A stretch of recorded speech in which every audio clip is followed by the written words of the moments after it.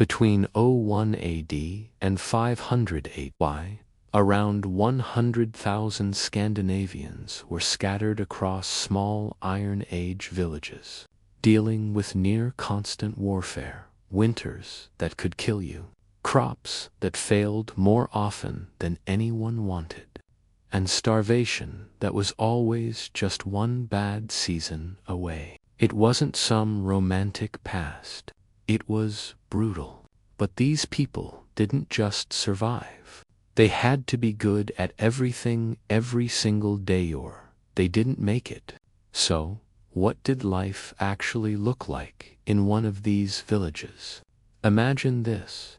You're comfortable, settled in. Pull up that blanket, because where we're going, you're going to want to be cozy. Your eyes open to darkness, complete darkness. The first thing you notice isn't what you see, what you smell. Smoke, thick, choking smoke that's been slowly seeping out through the thatched roof all night. It burns your throat a little and makes your eyes water. You're Bjorn, 14 years old, and you're waking up on a pile of straw that's been your bed for as long as you can remember. The straw pokes through your wool tunic, every single piece. You shift, trying to find a position that doesn't feel like sleeping on a bunch of needles. But yeah, no, that's not happening. This is just how it is. How it's always been. Next to you, your little sister is still asleep. Her breath comes out in visible puffs because it's cold, really cold. Even though it's technically summer. Summer in Scandinavia, around 200 AD, means it's not freezing, just bone-chillingly cold.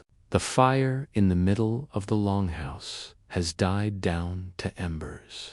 You can see them glowing faintly, maybe 20 feet away. That fireplace is everything. Light, warmth, cooking. Without it, you'd all be dead by winter. No pressure. You sit up slowly, careful not to wake anyone. Around you, the whole family is sleeping on similar piles of straw. Your mother and father, your 2 younger siblings. And at the other end of the longhouse, through a wall of woven branches and clay, you can hear the animals, the cows, the sheep, the pigs all sharing this one building with you. Unlike your warm bed right now with its soft mattress and clean sheets, this is reality. You rub your eyes. They're crusty with smoke residue.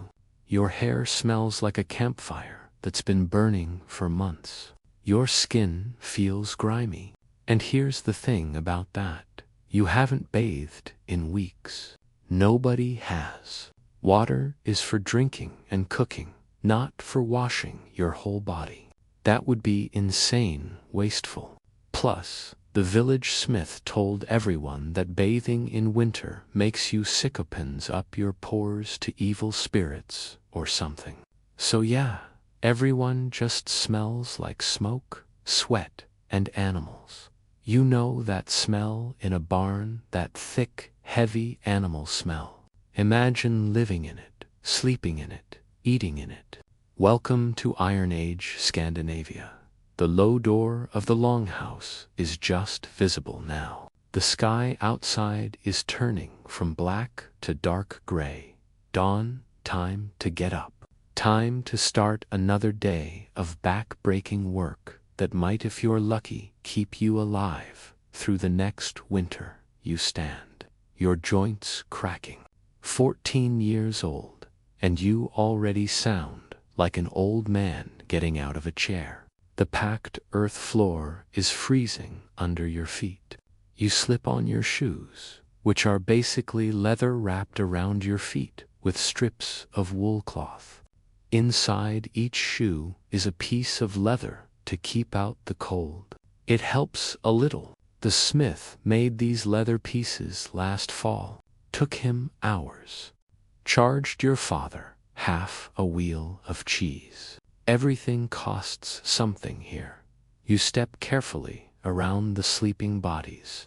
Your little brother shifts, pulling his sheepskin closer. Sheepskins are what you wear when it rains or gets really cold. Wool cloaks most of the time, but when the weather turns bad, you throw a whole sheepskin over your shoulders. Smells great. Keeps you alive. That's the trade-off. The fire needs attention. You grab some dried branches from the pile along the wall. The branches are stacked carefully between clay pots full of supplies for winter, dried peas, grain, nuts collected from the forest. All of it has to last. If it doesn't, you starve. Simple as that. You add the branches to the embers, blowing gently. Smoke billows up, making you cough. The smoke never goes straight up and out through the roof like you'd want. It just kind of hangs there in the air, slowly finding its way out through the thatch. Your mother told you once that in the old days before, iron people just died from the smoke, breathed it in all winter, and their lungs gave out. But now, with better tools, they can make houses with higher roofs. The smoke has more room to escape. Progress outside. You can hear the village waking up, the sound of someone else starting their fire. A dog barking, the distant sound of the fjord. Waves lapping against the shore. Your father sits up, sees you tending the fire, nods. Doesn't say anything. Doesn't need to. You're doing your job. That's all that matters. He stands, joints cracking even louder than yours, and heads to check on the animals. That's the morning routine. Someone tends the fire. Someone checks the animals. Someone starts preparing food. Every day. No days off, no weekends, just survival. You know what's wild?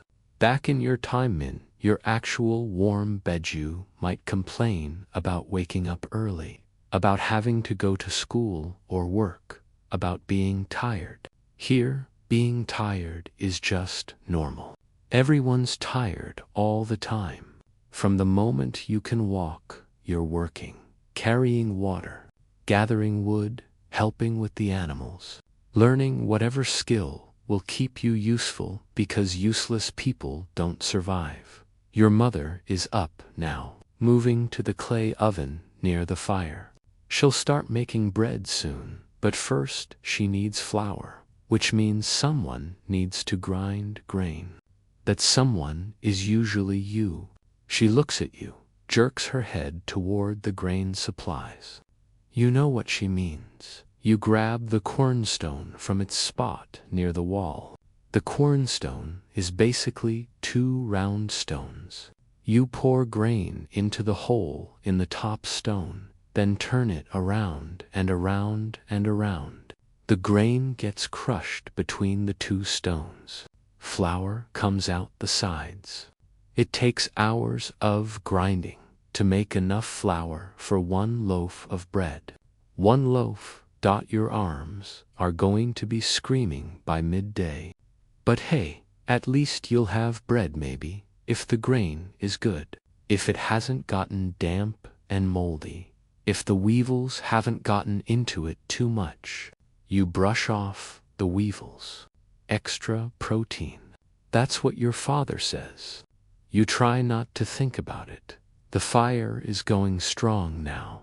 The longhouse is starting to warm up, just a little, enough that you can see your breath less clearly. Small victories. Your little sister wakes up, sees you already working, and scrambles to her feet. She's 9, old enough to help with everything.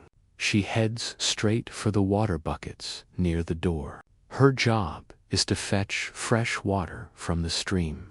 In summer, that's not so bad. In winter, when the stream is half frozen and the wind cuts through you like knives, that job is hell. But it's her job, so she does it. Your little brother, 5 years old, is still asleep. He'll wake up soon enough, probably hungry. He's always hungry. Everyone is, but especially kids. Growing takes energy you don't always have. The chief and his warriors rode past yesterday, coming back from the marketplace by the fjord. They all carried weapons, swords, spears, bows. The chief had an iron sword, actual iron sword. Do you know how expensive that is? An iron sword costs more than your entire farm, more than everything your family owns combined. Iron is expensive, like stupid expensive. Because, yeah, you can find bog iron in the marshes, but getting it out, smelting it, forging it into something useful that takes time, skill, fuel for the forge. The blacksmith charges a fortune for anything made of iron.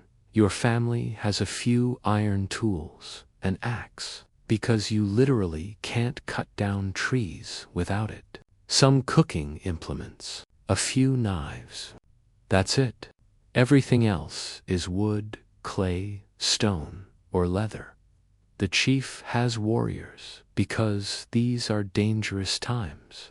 Lots of minor chiefs fighting over territory, over resources, over insults real or imagined. You have to be on guard, always. Last month, strangers were spotted near the village riders, armed, watching. Were they traitors? Scouts for a raid? Nobody knows. They disappeared before anyone could find out. But everyone's been a little more careful since then. The men practice with their weapons more often. The boys, even ones as young as 7, are learning to use slingshots. A slingshot is cheap, a leather pouch, 2 strings, and a stone. But in the right hands, it can kill or at least injure enough to give you time to run. You've been practicing. Your father says you're getting good. Not great, but good enough that maybe, if raiders come, you won't be completely useless. That's the goal. Don't be useless around you. The village is fully awake now.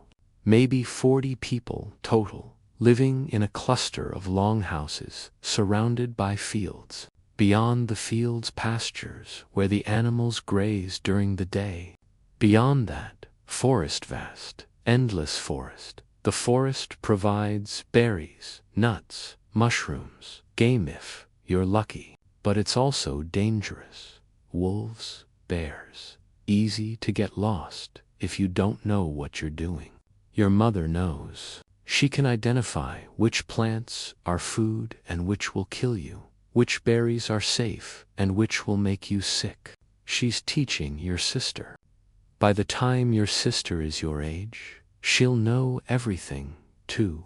Knowledge keeps you alive. The village fields are doing okay this year. The grain is growing, but it's been a wet summer. Too much rain. The grain is heavy with moisture. If it doesn't dry out soon, if the harvest comes and it's still wet, it could rot. Just rot right there in the field. And if that happens, you don't eat this winter. You don't starve. You starve, you die. That's the math. Simple, brutal, honest. Last night, your father and the other men sat around the fire, talking in low voices about the harvest, about the weather, about whether they should make an offering to the gods, a big offering. The sacrificial bog is a day's walk from the village. It's where the gods live, where you leave offerings, food, tools, animals. In really bad years, when spring won't come and people are dying, sometimes you offer more. Sometimes you offer a person. Your father didn't say it out loud, but everyone was thinking it. You add more wood to the fire. The flames leap higher. Your mother starts mixing flour with water and salt, kneading it into dough. The smell of fresh bread baking is one of the best smells in the world. It means food. It means survival for another day. But getting to that smell takes work. So much work. You go back to the cornstone, pour in more grain, start grinding around and around. Your arms already ache from yesterday, from the day before, from every day of your entire life. But you don't complain. Nobody complains. What's the point? This is just life. This is how it is, how it's always been, how it'll probably always be unless the harvest fails, unless raiders come, unless disease sweeps through, unless the gods get angry, unless 100 other things go wrong. But right now, in this moment, you're warm. The fire is going. Your family is alive. There's grain to grind and bread to make. That's not nothing. That's actually kind of everything. Your little sister comes back with the water, her hands red from the cold stream. Your brother wakes up immediately, asking if there's food. Your father returns from checking the animals, reporting that the cow's milk is good. The sheep are fine, but one of the pigs might be sick. A sick pig. That's a problem. Pigs are valuable. They turn garbage into meat. If it dies, that's a huge loss. Your father will check on it later, maybe ask the village healer, maybe make a small offering to the gods. Everything is always balanced on a knife's edge here. One small thing goes wrong, and everything can fall apart. The sun is fully up now. The longhouse is as bright as it's going to get, which isn't very bright. The two low doors don't let in much light. Most of the illumination comes from the fire. You keep grinding around and around. Your mother will need enough flour for the whole family. That's maybe 3 or 4 loaves of bread, which means hours more of this. But hey, at least you're not hauling timber or mucking out the animal stalls or working in the forge. Actually, you'll probably be doing all of those things later today, because that's how it works. You do whatever needs doing. You learn every skill: grinding grain, tending animals, working leather, making pots, building houses, fighting if necessary. Jack of all trades because you have to be. The blacksmith's assistant is already working the bellows. You can hear the rhythmic whoosh of air being forced onto the forge. Making iron hot enough to work takes constant effort. The assistant, a boy just a year older than you, will work those bellows for hours. His arms will be like tree trunks by the time he's 20, if he lives that long. Accidents happen. Burns, cuts, infections. There's no hospital, no antibiotics. A bad cut can kill you if it gets infected. A burn can do the same. The smith himself is feared a little by everyone.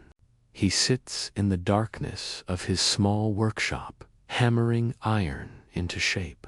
Nobody disturbs him while he works. When he turns a lump of iron into a knife or an axe or a sword, it seems like magic, like witchcraft. Maybe it is. You'll be visiting the smith later today, learning, watching, trying not to get in the way. For now, though you grind, the grain slowly turns to flour. Your arms burn. Your back aches. The smoke makes your eyes water. But you're alive. You're warm. You have work to do, not like your soft bed back home, not like your easy life. This is real. This is hard. This is survival. And it's only just begun. By the time you finish grinding, your arms feel like they might fall off. Your mother takes the flour, mixes it with water and salt, just those 3 things. That's it. No yeast, because nobody's figured that out yet. No butter, because butter is too valuable to waste in bread. Just flour, water, salt, She kneads it with her hands, strong hands, worn rough from years of this exact work. The dough takes shape slowly. She forms it into large loaves, not small ones, because this has to feed the whole family for days. Meanwhile, the clay oven outside has been heating. Your father lit it before dawn. And now it's hot, really hot. Here's how you bake bread when you're living 2000 years ago in Scandinavia. You heat the oven with a fire until it's absolutely scorching. Then you pull out all the glowing embers, every single one. The oven stays hot from the clay itself. You put the dough in, close it up, wait. That's it. That's the whole process. If you time it wrong, you get burnt bread or raw dough. If you time it right, you get food that'll keep you alive another week. No pressure at all. Your mother has done this 1,000 times. She knows exactly when to pull the bread out. The smell hits you first, warm, fresh bread. Your stomach immediately starts growling. Can I have some? Your little brother asks. He's been awake for maybe 10 minutes, and he's already begging for food. After your father, your mother says then you. That's how it works. Father eats first. He's the one doing the hardest physical work. He needs the most energy. Then the kids, then mother. Always in that order. Fair? Maybe not by your standards, but it keeps the family alive. The person doing the heavy labor needs the most calories. Simple math. You watch your father tear off a chunk of the hot bread. Steam rises from it. He chews slowly, savoring it. Then he nods to you and your siblings. You each get a piece. It's hot enough to burn your fingers. You don't care. It's fresh bread, real, actual food. It tastes like heaven, unlike the food sitting in your fridge right now. This bread represents hours of work, grinding the grain, making the dough, heating the oven, timing it perfectly. Every bite is earned. You eat it slowly, making it last. Your little brother inhales his piece in about 3 seconds, then looks hopefully at the remaining loaves. Double quotes later, your mother says firmly. He sighs, but doesn't argue. You don't argue with mother. That's just a rule. After breakfast, your father looks at you. Forest, we need leaves for the animal. Winter forage. It's summer now, but you're already preparing for winter. Always preparing for winter, boo. 'Cause winter is when people die. You grab an axe, not the good iron axe. That's for serious tree cutting. This is an older one-stone blade, wooden handle good enough for chopping branches. Your sister comes too. 9 years old, and she already knows which plants are safe, which leaves the animals like best, where to find the juiciest greens. You head out past the fields, past the pastures, into the forest. The forest is massive, like you could walk for days and not see the end of it. Trees everywhere. Oak, ash, birch. The ground is covered in moss, ferns, undergrowth, so thick you have to push through it. There, your sister points. Those leaves, the sheep love those. You have no idea how she knows this, but she does. She's been learning from mother since she could walk. By the time she's grown, she'll know every plant in this forest. Which ones heal, which ones kill, which ones the animals need. You start chopping branches, not randomly, carefully. You take branches from different trees, spreading it out so you don't kill any one tree. The forest provides, but you have to be smart about it. Each branch gets bundled together with leather cord. Your sister gathers them into her arms. She's small, but strong. Has to be. You hear about the strangers? She asks, while you work. Yeah, father mentioned it. Ralph's father thinks they were scouts for a raid. Ralph is your age. Lives 3 houses down. His father is one of the chief's warriors. Or maybe traitors. Traitors don't run away when spotted. She's got a point. You work in silence for a bit. The forest is quiet except for birds. Somewhere far off, a woodpecker is hammering away at a tree. The sound echoes. Are you scared? Your sister asks about raiders. Honestly, yeah, you're terrified. You've heard the stories. Villages burned, people killed or taken as slaves. Everything you own stolen or destroyed. But you can't say that to your 9-year-old sister. We'll be fine, you tell her. The chief has warriors. We'll see them coming. She nods, but she doesn't look convinced. You gather more branches enough to fill both your arms and hers. The bundles are awkward and heavy. You carry them back to the village, hang them up to dry in the sun. These leaves will be stored as winter forage. When the snow is too deep and the pastures are frozen, the animals will eat these dried leaves. It's not great food, but it keeps them alive. Everything here is about keeping something alive. The animals, your family, yourself. Next task, milk. Your mother is already working on it. The cow was milked at dawn, and now the milk is sitting in a clay pot waiting. Here's the thing about milk in Iron Age Scandinavia. You don't just drink it. Well, you do, but mostly you turn it into other things. Things that last longer. Cheese, for one. Your mother has been treating this milk in a special weighting, something to it that makes it curdle. You're not entirely sure what. Some kind of stomach lining from a calf. She won't tell you. Says it's women's knowledge. The curds separate from the whey. The curds become cheese. The whey gets drunk because wasting food is basically a crime. But today, she's making butter. She skims the cream off the top of yesterday's milk.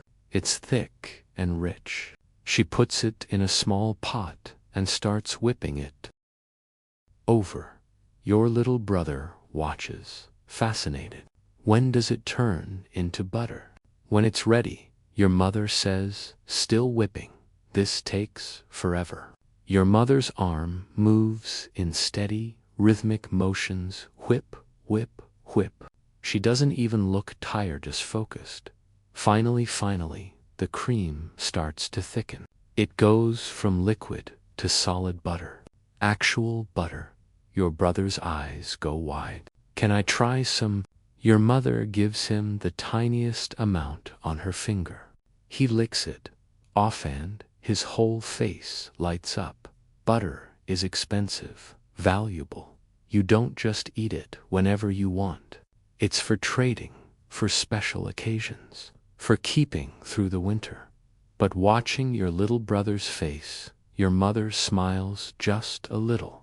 She gives you and your sister each a tiny taste to. It's delicious, creamy, rich, and nothing like anything else. Back to work. Your mother says, but she's still smiling. You spend the afternoon learning to spin wool. This is technically your sister's job, but your mother says everyone should know how. What if your wife gets sick? She asks. You just going to sit there with no cloth? Fair point. She shows you the spindle. It's basically a stick with a weight on the bottom. You hold the raw wool in one hand, the spindle in the other. You spin the spindle with one hand while pulling the wool into a thin thread with the other.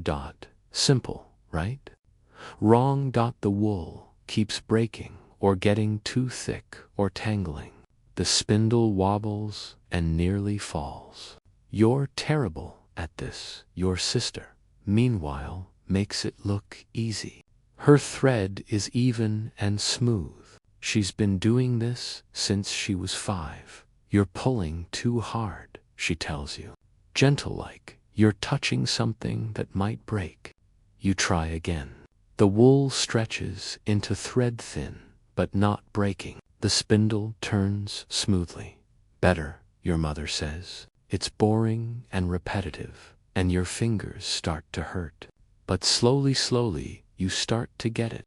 The thread winds onto the spindle.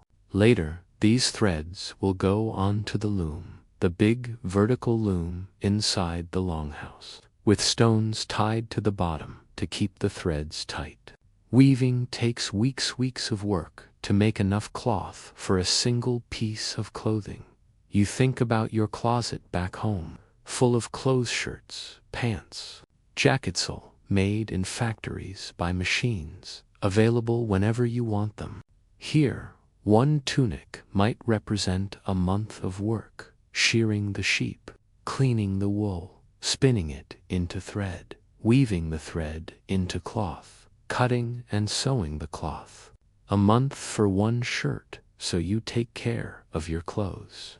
You mend them when they tear. You wear them until they're literally falling apart, because getting new ones isn't like going to a store. It's like investing months of your life into fabric. Your little brother runs up, out of breath. The potter needs help. The potter is always busy. Clay pots break constantly. People need new ones all the time for cooking, for storage, for everything. You head over to the potter's workspace. He's an older man, maybe 40, which is basically ancient here. His hands are covered in clay. Need someone to fetch more clay from the pit, he says. The clay pit is just outside the village. You grab a bucket and head over. The pit is basically a hole in the ground where good clay is. You dig down, fill your bucket, haul it back. Simple work. Hard work. The potter takes the clay, rolls it into long sausages. He coils these sausages around and around, building a pot from the bottom up. His hands smooth the coils together. Slowly, the pot takes shape. Why not just make it all at once? You ask, he gives you a look. Try it. See what happens? You grab some clay, try to form it into a pot shape. It immediately collapses too thin in some places, too thick in others. It looks like a sad blob. The potter chuckles. Exactly. The coil method works. It's slow, but it works. Once the pot is shaped, it has to dry completely dry. This takes days. Then it goes into the oven at the back, gets heated until it's red hot, then slowly cooled. If you rush any part of this process, the pot cracks. All that work wasted. So you don't rush. You do it right. Because wasting materials means less food stored. Less food stored means starving in winter. Everything connects. Everything matters. The sun is starting to sink lower. The day is maybe half over and you're already exhausted. You've ground grain, helped bake bread, gathered leaves from the forest, learned to spin wool, fetched clay for the potter, and you're not done. There's still water to fetch, animals to check, firewood to gather for tonight, the garden to weed, a dozen other small tasks that keep the household running. Your father is in the timber yard behind the village, working on a new longhouse for a family whose roof collapsed last winter. He and the other men are splitting tree trunks. You watch them hammer wedges into a trunk. The wood splits with a loud crack. They work the wedges in deeper and the trunk opens like it's been cut with a giant knife. Then they cut plank smooth, even planks. This takes skill. A lot of skill. One wrong cut, and you've wasted valuable timber. The new house will be built on a framework of wood, 2 rows of posts running through it, walls made of woven branches covered in a mixture of clay, chopped straw, and horse manure. Horse manure mixed with clay for the walls. It makes the clay last longer, keeps it from cracking. It's practical. It also smells exactly how you'd expect horse manure to smell. But you get used to it. You get used to everything. Hear the smoke, the smell, the cold, the constant ache in your muscles, the hunger that's always there then right after eating. You just adapt because you have to. The boys your age are practicing with staves near the edge of the village mock fighting, learning how to use a weapon without actually having weapons. Ralph is there. He sees you, waves you over. Come on, we're doing 2 on 2. You're tired. So tired, but you go anyway because you need to learn this, too. The staves are just long sticks, but in a fight, a stick can crack someone's skull, can break bones, can keep you alive. You face off against 2 other boys. They come at you fast. You block one strike, but the other catches you in the ribs. It hurts a lot. Dead, one of them says, grinning. You try again. This time, you're more careful. You watch both of them. When one strikes, you dodge. Use your staff to keep the other one back. It's not pretty, but you're learning better, Ralph says. You're not dying as fast. High praise. Some of the younger kids are practicing with slingshots. A boy around 7 is swinging his slingshot around his head, building momentum. He lets go of one string. The stone flies wild, nowhere near the target. Again, his older brother tells him. The kid tries again. That's how you learn here, by doing, by failing, by trying again until you get it right. No school, no teachers in classrooms, just life, just work, just survival. You head back to your longhouse as the sun gets lower. Your mother has started preparing the evening meal, more bread, some cheese, a bit of dried fish, maybe some vegetables from the garden. The fire is burning bright. The smoke fills the house again, but it's warm. After a long day of work, the warmth feels good. You sit with your family. Everyone's tired. Everyone's dirty and sore. But you're alive. You're together. You have food. For tonight, that's enough. Tomorrow, you'll do it all again. And the day after that, and every day after that until winter comes. And then you'll fight like hell to survive winter. Because that's just how it is. That's life in Iron Age Scandinavia. Hard, brutal, and unforgiving, but yours. After the evening meal, your father looks at you. Smith wants you. Your stomach drops a little. The Smith, right? You've been apprenticing with him for a few months, now learning the trade. Watching him turn lumps of bog iron into tools that keep the whole village alive. It's terrifying.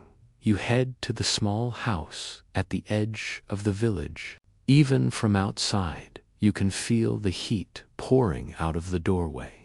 Inside, it's dark except for the forge. The forge glows orange-red, so bright it hurts to look at directly. The heat hits you like a physical thing. The smith is there, hunched over his work. He doesn't look up when you enter, just grunts. That's your cue to work the bellows. The bellows are basically a big leather bag that you pump to force air onto the forge. More air makes the fire hotter, hot enough to work iron. You start pumping. Push, pull, push, pull. The leather wheezes. Air rushes onto the coals. The fire burns brighter. Your arms are already sore from grinding grain this morning, spinning wool this afternoon. Now this. You keep pumping anyway. The smith takes a lump of iron from the forge with long tongs. It's glowing white-hot. He puts it on his tiny anvil and starts hammering. Clang, clang, the sound echoes in the small space. Sparks fly with each hit. The iron changes shape under his hammers, lowly, deliberately. He's making a knife. You can see it taking form, the blade getting thinner, the edge getting sharper, harder, he says, without looking at you. You pump the bellows harder. The fire roars. Sweat pours down your face from the heat. The smith works in silence, completely focused. Every hammer strike is precise, controlled. This is a man who's been doing this for 30 years. Nobody in the village disturbs him when he's working. There's something almost sacred about it, watching him turn a formless chunk of metal into a tool that can cut, chop, or kill. It does seem like magic, like witchcraft. He plunges the knife into a bucket of water. Steam explodes upward with a hiss. The knife cools, turning from white to red to gray. Good, he mutters. Might be the most praise you'll ever get from him. He examines the blade, running his thumb along the edge. One wrong move, and he'd slice his finger open. He doesn't even flinch. You know why iron costs so much? He asks suddenly. Because it's rare. You guess, no. Bog iron is everywhere. You can scoop it out of any marsh. He waits. It costs because of this. He gestures around the forge. The heat, the fuel, the time, the skill. I can make maybe 3 good tools a week, maybe. And this village needs hundreds. He puts the knife back in the forge. Every axe, every spear point, every nail hours of work. And people think I'm cheating them on price. You've heard the complaints, people grumbling that the smith charges too much, that he's getting rich off their labor. But looking around the smithy, the smith doesn't look rich. He looks tired. His hands are scarred from burns. His lungs probably damaged from breathing smoke and metal fumes for decades. How long did you learn before you made your first knife? You ask. 5 years. Made nothing but nails and hooks, the boring stuff. Then my master let me try a blade. He pulls the knife out again, examines it. Broke on the first try. Second, third, fourth time it held. 5 years of learning just to make something that doesn't immediately break. You keep that in mind next time someone complains about the price of iron. Your father paid for this apprenticeship with a cow. The smith says, you didn't know that. A cow, a whole cow. That's like a massive chunk of your family's wealth gone just so you could learn this trade. The pressure sits heavy on your chest. Your family sacrificed a cow. You better not waste it. Keep pumping. You pump until your arms are shaking, until the sweat is pouring off you, until you think you might actually pass out from the heat. Finally, the smith waves you off. Enough. Get out. Come back tomorrow. You stumble outside into the cool evening air. It feels like jumping into a cold stream after being in an oven. Your little brother is waiting outside. Did you make anything? I pumped the bellows. His face falls. That's it. That's the job. He looks disappointed. Instead, you're just the guy who makes the fire hot. But that's how you learn. You start with the boring stuff, the stuff nobody wants to do. You prove you can handle that. Then maybe, years from now, You get to touch the actual iron. You head back home. On the way, you pass Ralph's house. His mother is outside, looking worried. "Have you seen Ralph?" she asks. "Not since practice earlier. He was supposed to be back an hour ago." "That's weird. Ralph's usually pretty good about coming home before dark." "Dark is dangerous. That's just a rule. I'll help look," you offer. You and a few other boys spread out, calling Ralph's name. The sun is setting fast now. The sky is turning orange and red. Red sky. The old people say that means the weather is changing. Could be good, could be bad. Hard to tell. You find Ralph near the pasture, watching something in the distance. "What are you doing?" You call out. He jumps startled. "Thought I saw someone out there." He points toward the tree line. You don't see anything, just trees. Shadows getting longer. "Your mother's looking for you." "I know. He trails off. "What if those strangers come back? What if they're watching us right now?" You look at the tree line again. Still nothing but trees and shadows, but he's got a point. If someone wanted to watch the village scouted out, that's exactly where they'd do it from. "Come on," you say. "We should tell your father. Let the warriors check it out."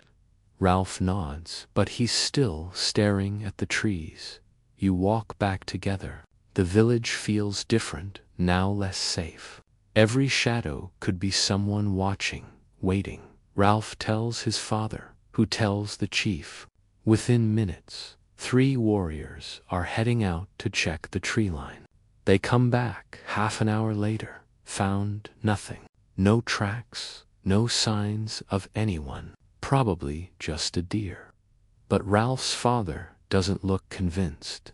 "Double the watch tonight," he tells the other men that night. Your family gathers around the fire, like always, but there's tension in the air. Everyone's thinking about the strangers, about raiders, about what might happen. Your father checks on the pig that's been sick. It's not doing great, breathing hard, not eating.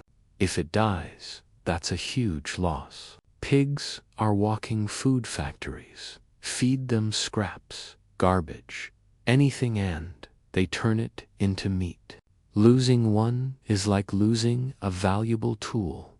Might need to offer something to the gods, your father mutters. Your mother nods. She's already thinking about it, what they can afford to sacrifice. What might be enough to get the gods' attention, but not so much it puts the family at risk. The whole village operates on this knife edge, never quite enough, never quite safe, always one bad season, one raid, one sick animal away from disaster. You sit by the fire, eating your small portion of dinner, bread, some cheese, a few dried peas boiled in water. It's not much, but it's food. Your little brother is already asleep, curled up on his pile of straw.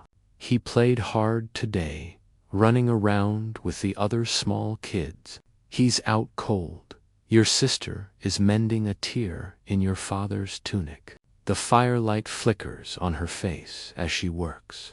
She's getting good at sewing. Her stitches are small and even. "Tell us a story," she says to your father.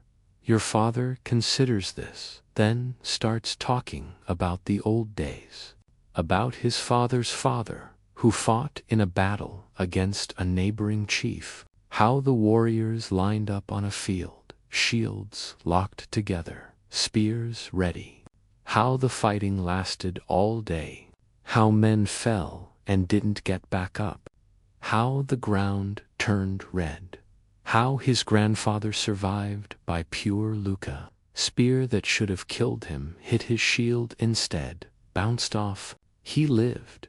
The man next to him didn't. Why were they fighting, you ask? Your father shrugs. Someone insulted someone. Or maybe it was about land or a woman. Does it matter? They fought. People died. That's what happens. It's a sobering story. Not the fun kind, but it's real. Your mother adds wood to the fire. The smoke swirls up toward the thatched roof, slowly finding its way out. The longhouse is warm, now almost cozy. Outside, you can hear the wind picking up. The evening sky was red. Now the wind is coming. Weather changing. If it rains, that's bad for the grain in the fields. It's already too wet. More rain could ruin it. If it doesn't rain, that's also bad. The grain needs some water, just not too much. You can't win. You just hope. Hope the gods are paying attention. Hope they're in a good mood. Hope your offerings were enough. The old people in the village remember winters when people starved, when the harvest failed, and there just wasn't enough food. They rationed what they had, eating less and less each day. Some people didn't make it, the very young, the very old, the already sick. They tell these stories not to scare you, well, maybe a little, but mostly to remind you, to keep you working, to keep you preparing, because winter is always coming. And winter doesn't care if you're ready or not. Your mother starts talking about the sacred Bogda, place where the gods live. She's been there twice in her life. It's strange, she says. You can feel something, there's something watching. What did you offer? Your sister asks. First time a clay pot full of porridge. Second time a chicken. Did the gods take it? The offerings disappear. Whether the gods take them, or animals eat them, or they just sink into the bog. She shrugs. They're gone. That's what matters. Last winter, someone from the village went to the bog and didn't come back for 3 days. When they returned, they wouldn't talk about what happened, just said the gods were angry. A month later, that person died. Fever, raving about shadows and voices. People said the gods marked them, took something from them at the bog. Your father doesn't believe in all that, or at least he says he doesn't, but he still makes offerings, just in case. Better to give the gods something than nothing, he says. Can't hurt. The fire crackles. Sparks drift upward into the smoke. You think about your bed back in your real time. Safe, no smoke. No fear of raiders or starvation or angry gods.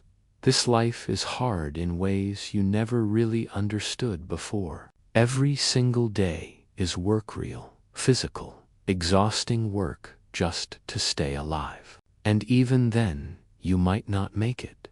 The warriors on watch are walking the perimeter of the village. You can hear them calling to each other, checking in, making sure everyone's still there. Ralph is probably lying awake, too, thinking about what he saw, or thought he saw. Maybe it was nothing. Probably was nothing, but maybe not. Your father banks the fire for the night, covers it with ash to keep the coals alive until morning. Starting a fire from scratch is hard. Keeping one going is much easier. You settle into your pile of straw. It pokes through your tunic, like always. The house is cooling down now that the fire is low. You pull your sheepskin closer. It smells like sheep-like lanolin and dirt and animal, but it's warm. Your sister is already asleep. Your little brother is snoring softly. Your parents lie down on their straw pile. Your father's breathing evens out quickly. Your mother stays awake a bit longer, staring at the embers. She's probably worrying about the pig, about the harvest, about the strangers, about 1,000 things she can't control. That's what parents do here. They carry the weight, the worry, the fear so their kids can sleep. You close your eyes. The smoke is thick tonight. Your throat feels scratchy, but you're used to it. Tomorrow will be more of the same. Grinding grain, tending animals, learning trades, practicing with weapons, fetching water, gathering wood. Every day the same, every day different, every day another battle to survive. But for tonight, to a warm, you're fed, you're alive. The wind howls outside.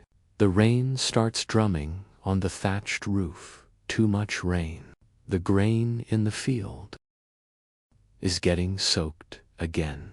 Your mother's worry was justified, but there's nothing to do about it now. Nothing to do but sleep and hope and pray. The gods are listening. You drift off to the sound of rain and wind, and your family breathing in the darkness, still alive for one more day. That's all you can ask for, really. That's all anyone gets. One more day, then you fight for the next one. Morning comes with your father, shaking you awake while it's still dark. Get up. We're going to the fjord. Your brain is foggy with sleep. What marketplace? We need supplies. You're coming. Oh, right, the marketplace. You've only been a handful of times. It's a day's journey there and back. You don't go unless you really need something. Apparently, you really need something. You roll out of your straw pile. Your sister is still asleep. Your mother is already up, packing supplies for the trip. Bread, dried fish, a skin of water. What are we trading? You ask. Cheese, your father says. 3 wheels and some of the butter your mother made. That's a lot. Cheese and butter are valuable. Whatever you need must be important. Outside, other men from the village are gathering. The chief is there with 5 of his warriors, of them armed swords, spears, axes hanging from their belts. Your father has his axe, just the one, the iron one. He doesn't have a sword, can't afford a sword, but he's got the axe. And the way he holds it, you get the feeling he knows how to use it. Stay close, he tells you. Don't wander. Keep your eyes open. The group heads out just as the sun is starting to rise. Maybe 15 people total. Safety in numbers. The path to the fjord cuts through the forest. It's well-worn but narrow. Trees press in on both sides. This is exactly the kind of place where you could get ambushed. Everyone knows it. That's why the warriors are at the front and back, watching. You walk in the middle with the other younger people. Ralph is here too. His father is one of the warriors. You think they'll attack? Ralph whispers. Whoever was watching the village, if they were going to attack, they probably would have done it by now. Or they're waiting for us to leave attack while the warriors are gone. You hadn't thought of that. Great. Now you're thinking of that. The walk takes hours. The forest eventually opens up to fields, then rocky terrain. Then finally, you can smell it. Salt water, the fjord. It's massive water, stretching out so far you can't see the other side. Ships are anchored offshore. Small boats pulled up on the rocky beachend. The marketplace. It's just an open area with people gathered, but there must be 50 people here. Maybe more from different villages, different chiefs. Some of them eye your group warily. Your chief nods at a few other chiefs. The warriors size each other up. This is neutral ground. Nobody fights at the marketplace. That's the rule. You fight here. Nobody trades with your village ever again. But the tension is thick anyway. Your father heads to a man with a cart full of iron tools farm implements. Mostly and a few knives. How much for the scythe? Your father asks. The man names a price. Your father counters. They go back and forth. Finally, they agree. 1 wheel of cheese for a scythe. A whole wheel of cheese for 1 tool. But your family needs it. The old scythe broke last harvest. You've been making do, but you need a proper one before the grain is ready to cut. Your father hands over the cheese, takes the scythe, examines it carefully, tests the edge with his thumb, nods. Good iron, the seller says. From the bog 3 valleys over. My brother smelts it himself. Your father doesn't care about the sales pitch. He's already checking the handle, the blade making sure it's solid. Satisfied, he moves on. Next stop is a woman selling dyed cloth. Your mother wants red fabric. Red dye is expensive, hard to make. But your sister is getting old enough that she needs better clothes, something nice for when she's married off in a few years. The negotiation takes longer this time. Your mother sent along specific instructions about what she wants and what she pay.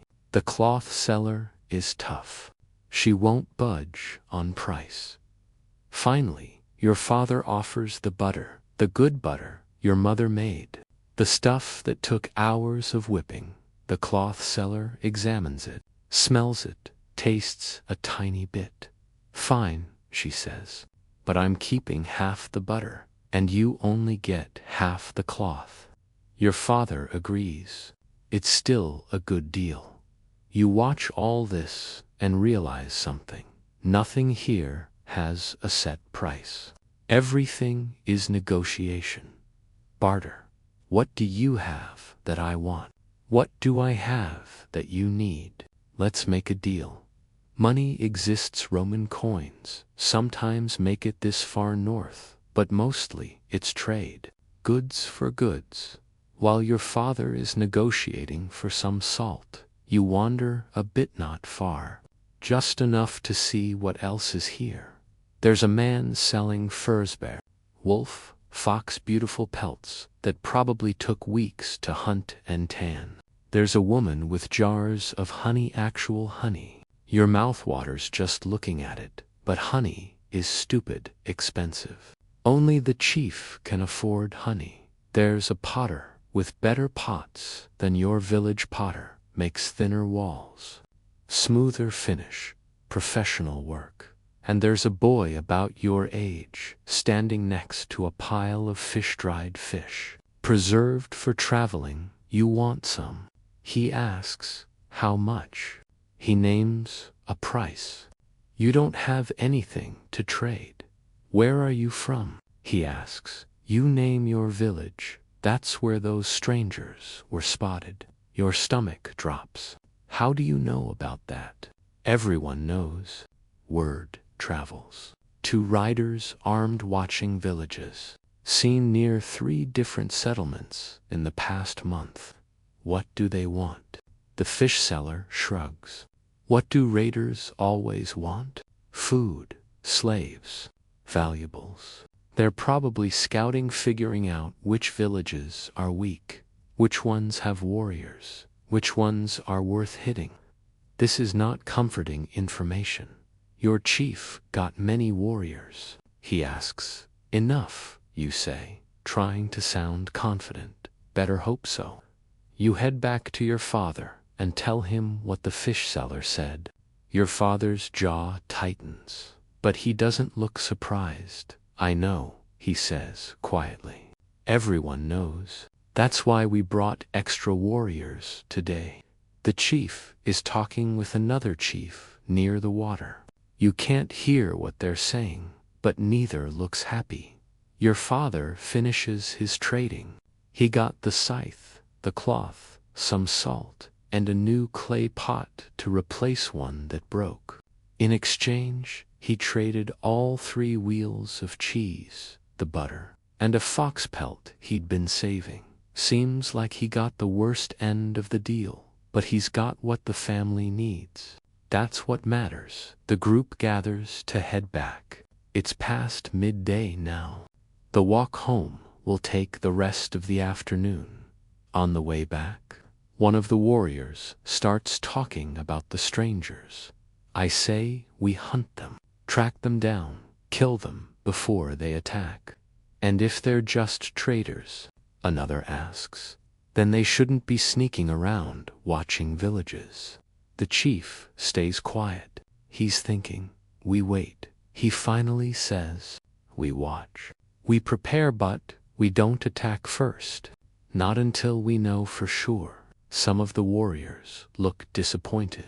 They want action, want to do something. But the chief is being smart.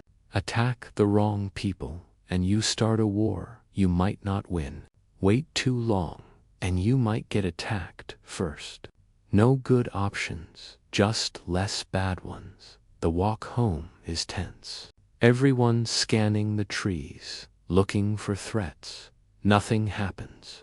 You make it back to the village just as the sun is setting. Your mother is relieved to see you. Your sister wants to see the red cloth immediately. Your little brother wants to know if you saw any ships, big ones. You tell him, with sails and everything. His eyes go wide. He's never seen a ship. Probably never will unless he goes to the fjord himself one day. That night, your father announces the village is going to slaughter one of the older cows tomorrow. The cow is past its prime, no longer giving much milk. Better to turn it into meat and leather now while it's still got some value. The whole village will share the meat. Nothing will go to waste when morning comes. You're up early again. The slaughter happens in the open area in the center of the village. It's not pretty. The cow knows something is wrong. It's nervous, pulling against the rope. The chief's best warrior does it one clean cut, fast. The cow drops. Blood everywhere on the ground, pooling in the dirt. The smell of it is thick and metallic. Your little brother looks away. Your sister watches, face pale but determined. This is life. You need to see it.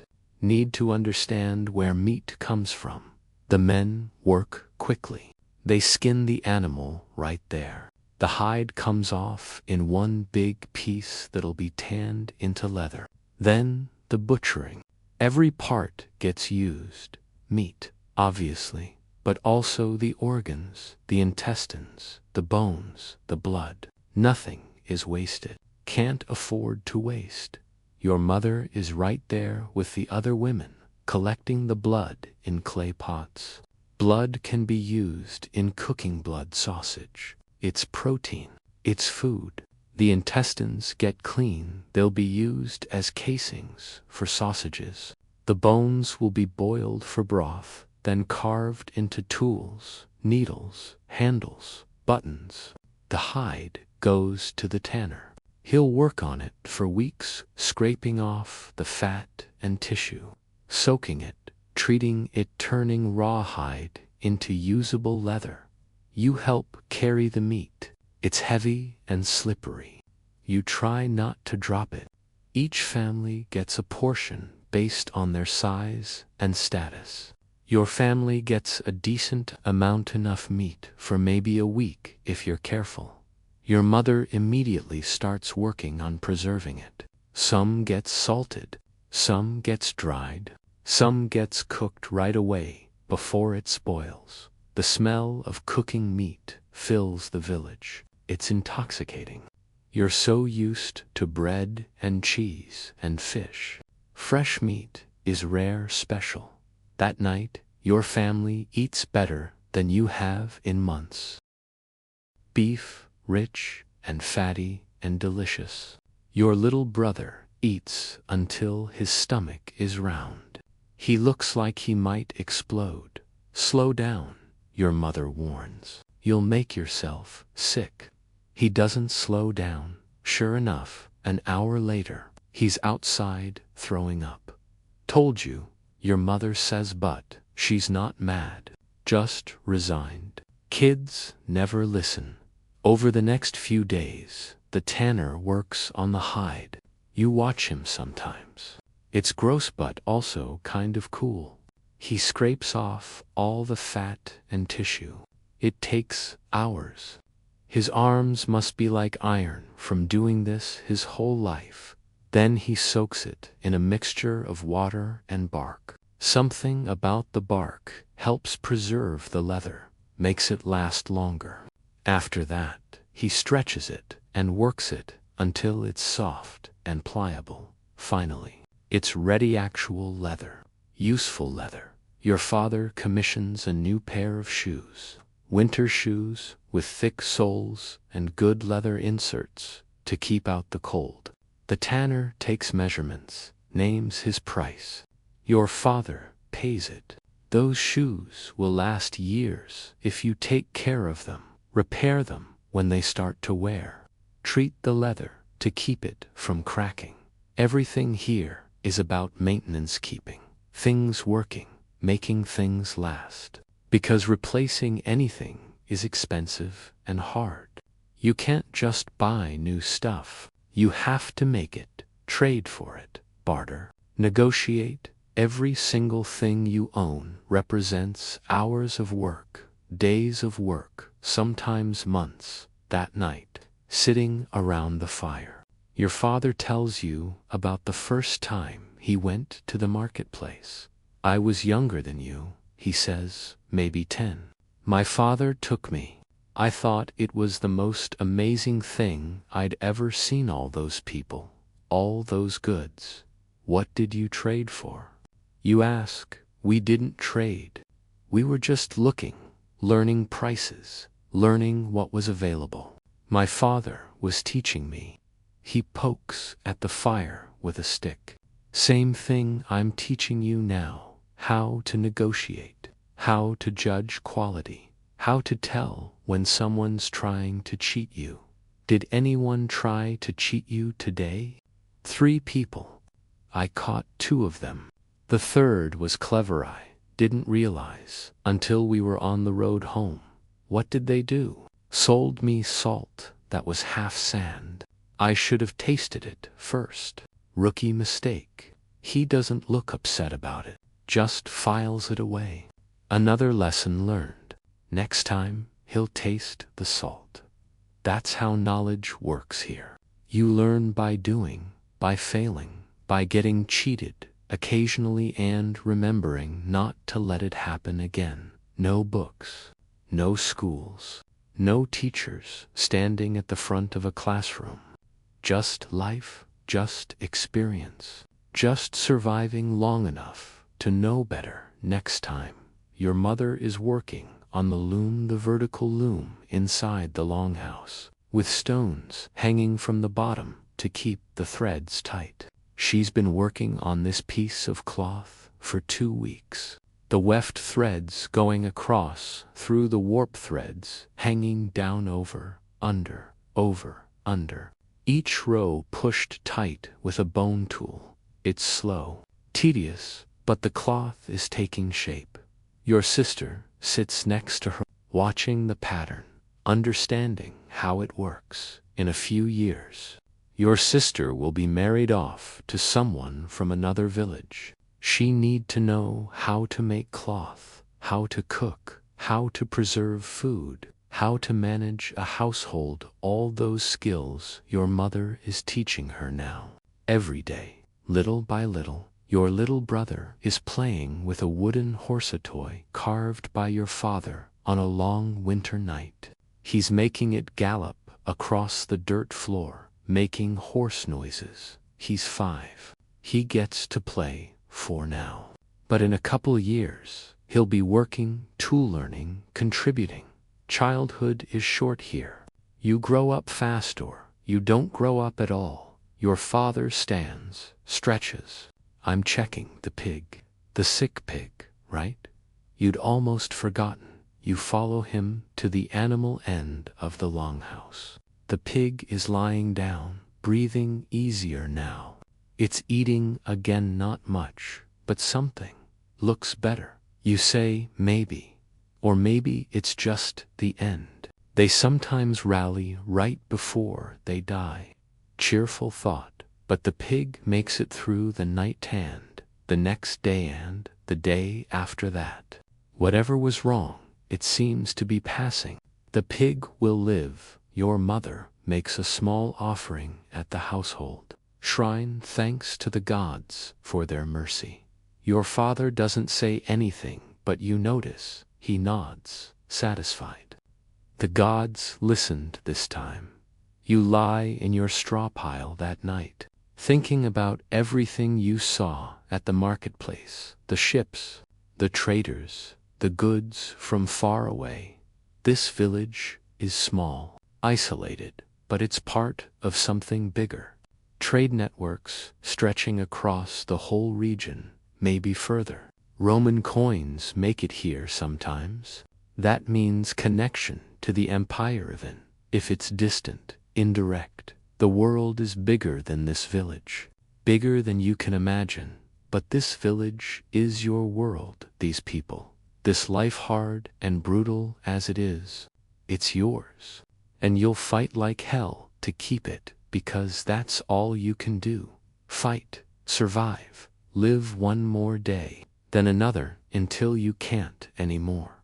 The new longhouse is going up fast. Well, fast by Iron Age standards. It's been 3 weeks, and they've got the frame up, 2 rows of posts running through where the house will be, thick wooden posts sunk deep into the ground. Your father has been spending every spare moment working on it. So have most of the men in the village. This is how it works. When someone needs a house built, everyone helps, because next time it might be your house that needs building, your roof that collapses, your family that needs shelter. You help, they help, everyone survives. Today you're at the timber yard, watching your father and the others split more logs. The work is brutal. They hammer iron wedges into the tree trunks. The wood cracks, splits, then they hammer in more wedges, working the split wider and wider until the whole trunk opens up.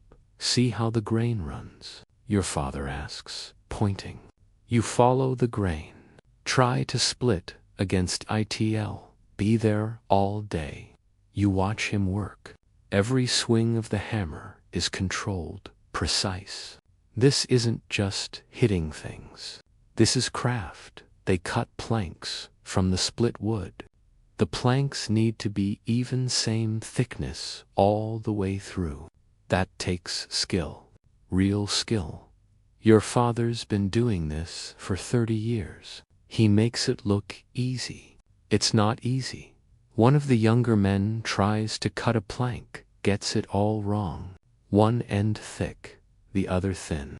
Totally useless. Again, the chief says, not angry, just matter of fact. The young man starts over. You haul wood.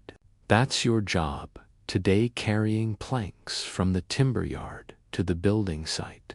Back and forth, back and forth. Each plank is heavy, awkward. You're pretty sure you're going to have splinters for weeks. But this is how you learn, by doing the grunt work, by watching, by slowly understanding how everything fits together. The frame of the house is impressive once you really look at it. 2 rows of posts creating the basic structure.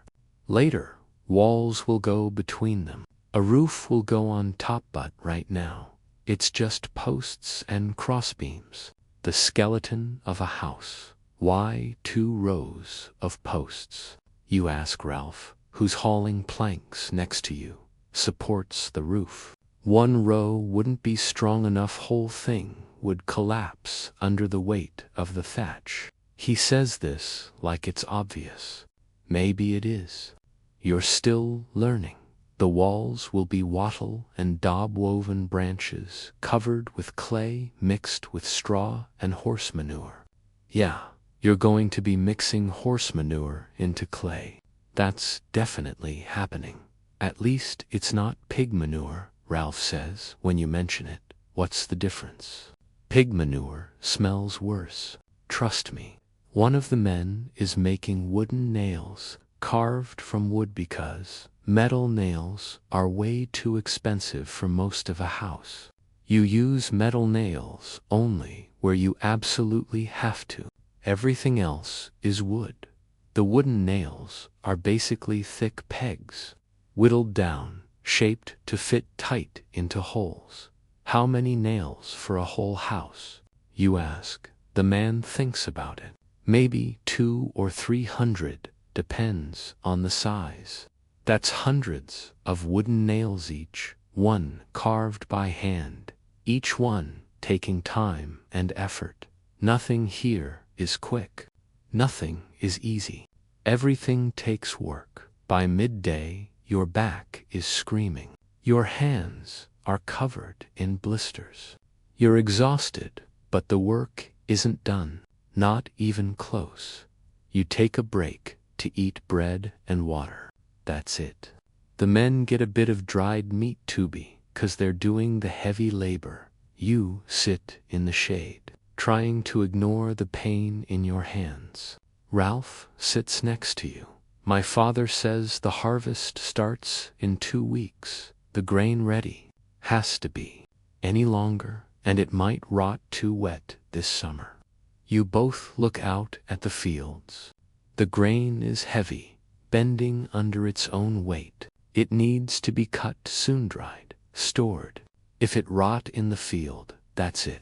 No food for winter. The village starves. What if we can't harvest it all in time? You ask. Ralph doesn't answer right away. Then we will. We have to. That's not really an answer, but it's the only answer that matters. You have to. So you will. There's no other option. After the break, you're back to hauling planks.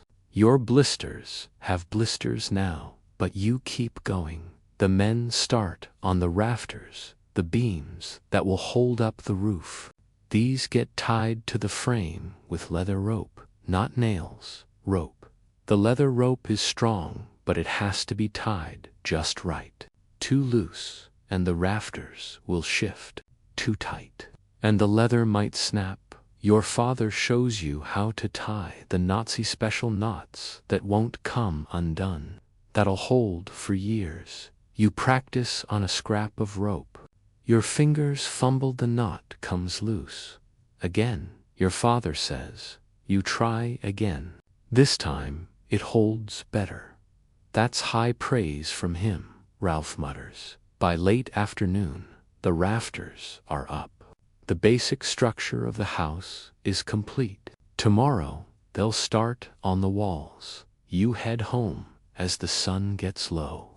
Your whole body aches. You smell like sweat, sawdust, and wood. Your mother has dinner ready, more bread, some of the preserved beef from the cow slaughter, a bit of cheese. You eat like you've never seen food before. Your little brother watches you. You're eating too fast. I'm hungry. You're always hungry. Fair point. After dinner, your father sits you down. The warriors are doing extra training tomorrow. You're joining them. Your stomach drops. Me. You're old enough. You need to learn real training, not just boys hitting each other with staves. This is serious. That night, you barely sleep, too nervous, too keyed up when morning comes. You're exhausted, but wired on adrenaline. The warriors gathered just after dawn of them. Plus, you and 3 other boys your age. The chief's best warrior is leading the training. His name is Eric. He's maybe 30 covered in scars, and he looks like he could kill you with his pinky finger. You ever been in a real fight? He asks the boys. You all shake your heads. Good, let's keep it that way. But if fighting comes, you need to know what you're doing. He shows you how to hold a spear knot like you'd think. The balance is different. The weight distribution. A spear isn't just for stabbing. You can block with it, trip with it, keep distance between you and your enemy. He demonstrates fast, fluid movements. The spear becomes an extension of his body. Your turn. You practice the movements: thrust, block, sweep, over and over. Your arms burn. The spear is heavier than it looks. Lower, Eric barks at you. You're standing too high. Get lower. Make yourself a smaller target. You adjust. Your thighs scream from the position. Better. Now hold that while I count to 50. He counts slowly. By 30, your legs are shaking. By 40, you're pretty sure you're going to collapse. By 50, you do collapse. Weak, Eric says, but he doesn't sound disappointed. Just stating facts. You'll get stronger. Now get up again. You do it again, again, again. By the end of the session, you can barely stand. Every muscle in your body is on fire. Same time tomorrow, Eric says. Don't be late. You stumble home. Your mother takes one look at you and shakes her head. Warrior training. You nod. You'll live. Probably not encouraging that evening. The whole village gathers in the center. This happens sometimes. Community meetings. Everyone together. The chief stands on a raised piece of ground so everyone can see him. The harvest begins in 10 days, he announces. Everyone, worksmen, women, children. We cut from dawn to dark. We gather every piece of grain. Nothing gets left behind. People nod. They know the drill. The grain is wet. The chief continues. It needs to dry fast once we cut it. We're building extra drying racks. We're preparing extra storage. He pauses. If anyone is holding back grain from last year, now is the time to admit it. We might need it. Holding back grain is basically theft. You're supposed to report your stores, contribute to the community supply if needed. Nobody speaks up. Either everyone is honest or everyone is a good liar. Fine, the chief says. 10 days. Be ready. The gathering breaks up. People head back to their houses, talking quietly. Your mother looks worried. She's been worried a lot lately.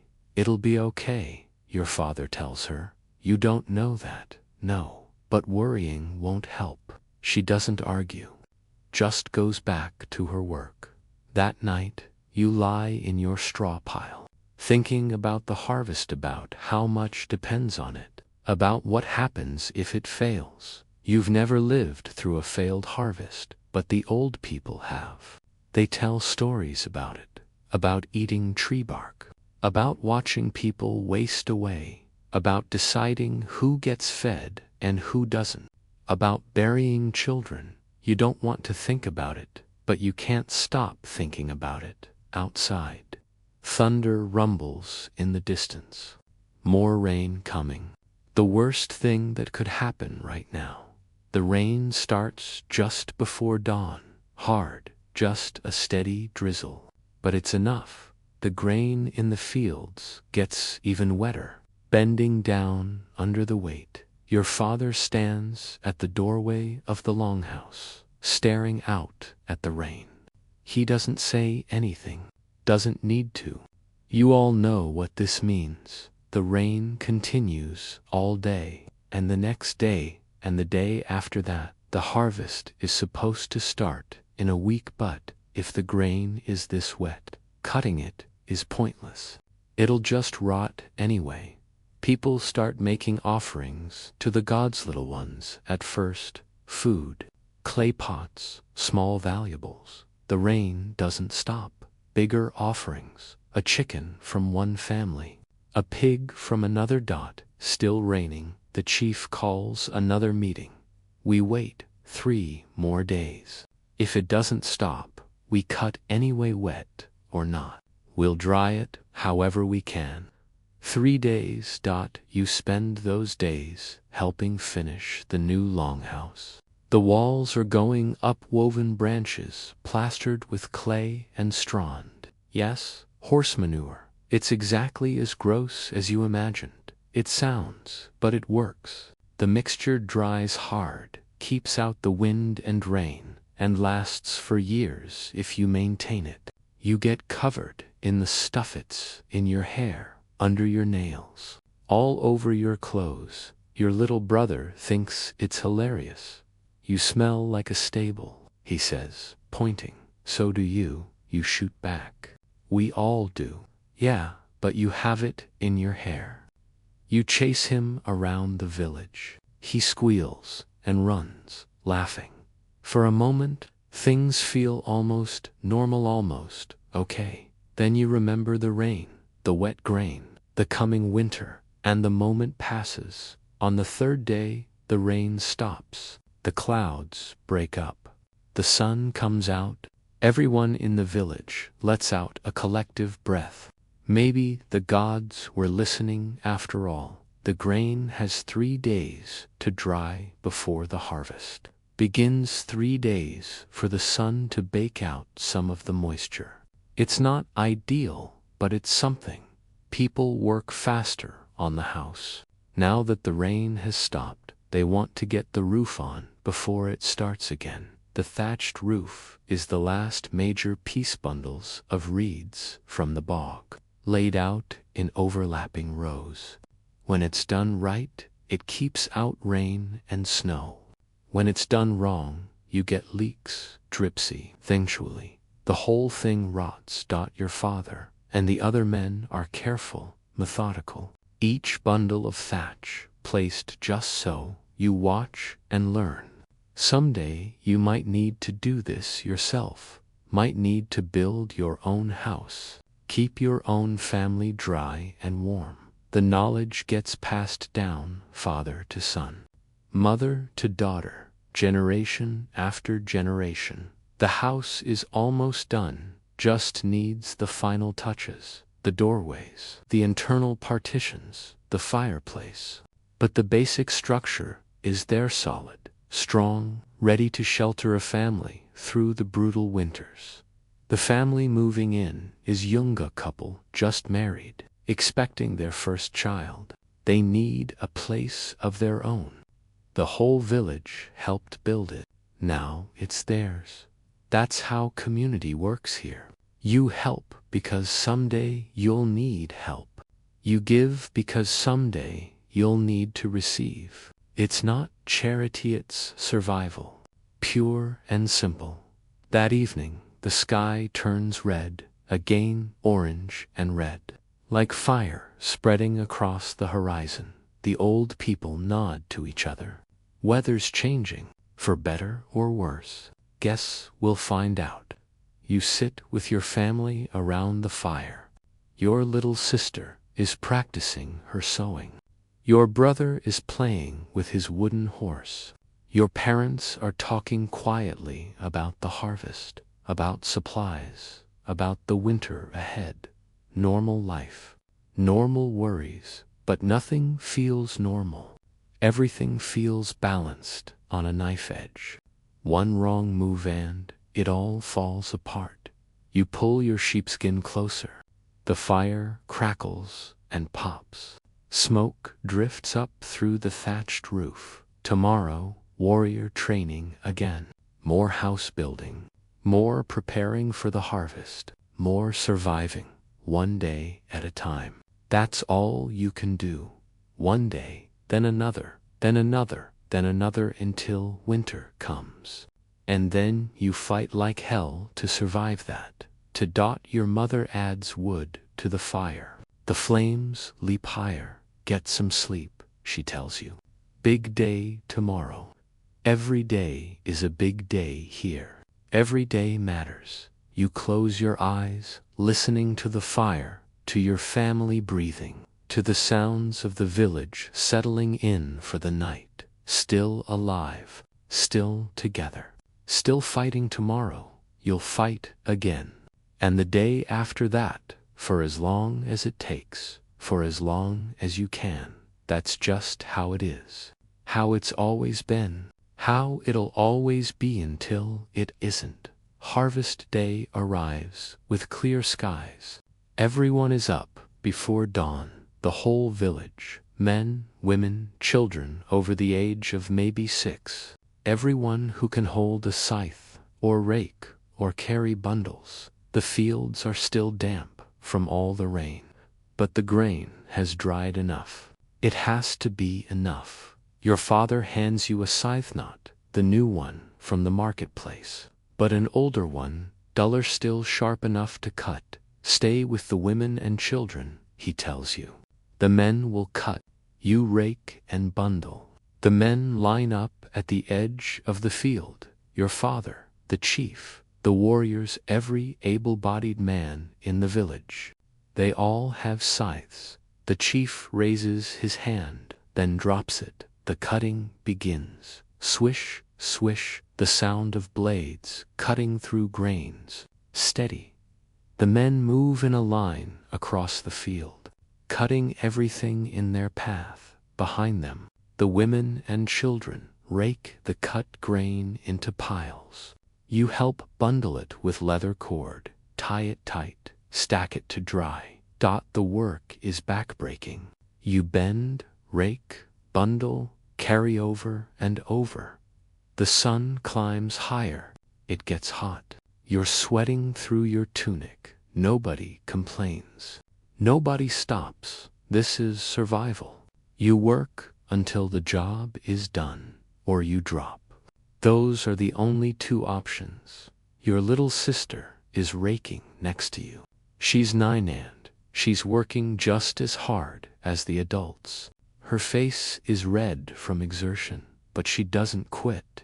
Your little brother is too small to help much. He carries water to the workers, running back and forth with a clay pot. His job is important. By midday, maybe a third. The field is cut. The grain is bundled and stacked. It needs to dry in the sun before it can be stored, looking good. One of the men says during the break, "Don't say that," another warns. "You'll jinx it." Superstition runs deep here. You don't celebrate until the work is completely done. You don't count your grain until it's safely stored. You don't tempt the gods by assuming success. You eat a quick meal, bread, water, then back to work. The afternoon stretches on forever. Your back screams. Your hands are raw from the rope blisters on top of blisters, but you keep going. The men's movements with the scythes are almost hypnotic. Swish, swish, swish. They've been doing this their whole lives. They move in perfect rhythm, no wasted motion, pure efficiency. Your father's face is set in concentration. He's not the strongest man, not the biggest, but he's steady, reliable. He'll keep cutting long after younger men have tired out. By evening, half the field is done, maybe more. The cut grain is bundled and drying. Good day's work, the chief says. Same time tomorrow. Everyone trudges home, exhausted. You can barely lift your arms. Your whole body is one giant ache. Your mother has soup ready, just vegetables and grain boiled together, but it's hot and filling. You eat 3 bowls. The grain looks good, she says to your father. He grunts, doesn't want to jinx it. That night, you collapse on your straw pile and sleep like you're dead, dreamless, complete exhaustion. The next day is the same. And the day after that, cut, rake, bundle, carry, dawn. To dark every day. Your hands develop calluses on top of the blisters. Your back stops screaming and just settles into a constant dull ache. On the 4th day, the field is done. Every stalk cut, every bundle tied, mountains of grain drying in the sun. The chief walks the field, inspecting, making sure nothing was missed, nothing wasted. He nods, satisfied. Good work. People allow themselves small smiles, small nods, but nobody celebrates. Not yet. The grain needs to dry completely. Then it needs to be threshed to separate the grain from the stalks. Then winnow to remove the chaff. Then stored properly. So much work still to do, but the cutting is done. That's something. That night, your father makes an announcement. I'm going to the bog tomorrow to make an offering. Your mother nods. She expected this. I'm coming, you say. Your father looks at you thinking then, fine, be ready at dawn. The sacrificial bog is a day's walk from the village. You leave early, carrying a clay pot full of porridge and a small wooden figure your father carved last winter. The walk takes you deep into the forest, deeper than you've ever gone. The trees are thick herald. The path is barely visible. How do you know where you're going? You ask. I've been here before. You remember landmarks, that twisted oak, that boulder shaped like a bear. You pay attention. The forest feels different this far from the village wilder. Less human. You hear sounds you can't identify, birds you've never heard. Something large moving through the underbrush. Your father doesn't seem worried. He just keeps walking. After hours of walking, you smell it. Water, stagnant water, the bog, the trees thin out. The ground gets softer, wetter, and then you see it. The bog is a flat expanse of dark water and vegetation, murky, still. Mist hangs over the surface, even though it's midday. It's eerie. You can feel it. Something about this place is different, wrong, sacred. Stay close, your father says. People have gotten lost out here, walked into the bog thinking it was solid ground. Sank, never came back up. There are markers placed around the safe area, stones, wooden posts showing where you can walk. Your father leads you to a spot near the water's edge. There are remnants of old offerings. Here, broken clay pots, bits of cloth, animal bones. This is where the gods live. You ask. This is where we come to speak to them. Whether they live here or just listen, here I don't know. He sets down the pot of porridge, places the wooden figure next to it. Then he closes his eyes, doesn't speak out loud, just stands there, silent. You wait. The mist swirls. The bog water is perfectly still. After a long moment, your father opens his eyes. Done. Let's go. That's it. What did you expect? Thunder and lightning. The gods work quietly, if they work at all. On the walk back, you think about the bog about, the feeling of the place about, whether the gods are real or just stories people tell themselves to feel less helpless. You don't ask your father. Some questions don't have answers. You make it back to the village just before dark, exhausted, hungry, but somehow lighter. Like leaving the offering helped, even if it was just psychological. That night, your mother makes a special meal, not special by your modern standards, but special for here. She used some of the honey she'd been saving, made sweetbread. Your little brother's eyes go wide when he sees it. Honey bread. Forgetting the harvest cut, your mother says. We earned it. The bread is amazing, sweet and rich, and unlike anything you've tasted in weeks. You savor every bite. Your father tells the family about the bog, about the offerings there, about the old stories. My grandfather said that in bad winters, they used to offer more than food, he says quietly. Your mother gives him a look, not in front of the children, but you know what he means. In the worst times, when nothing else worked, they offered people sacrifices to make the gods bring warmth, bring hope. You don't want to think about how desperate you'd have to be to do that, to decide that.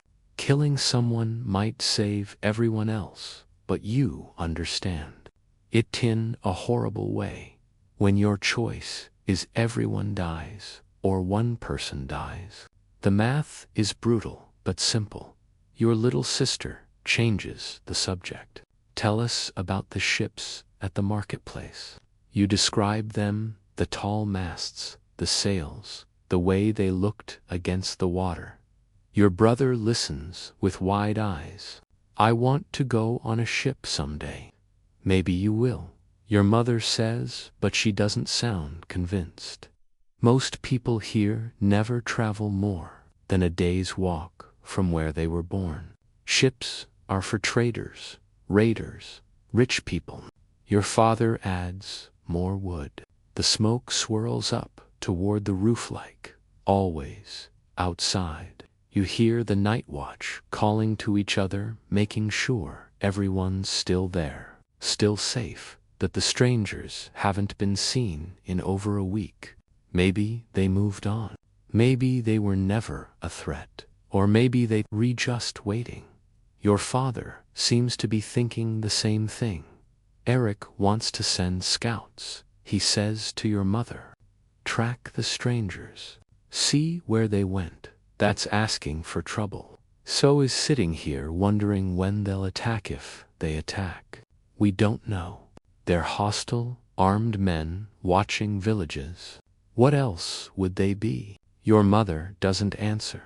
Neither option is good. Wait and potentially get attacked, or go looking and potentially start a fight. Rock and a hard place.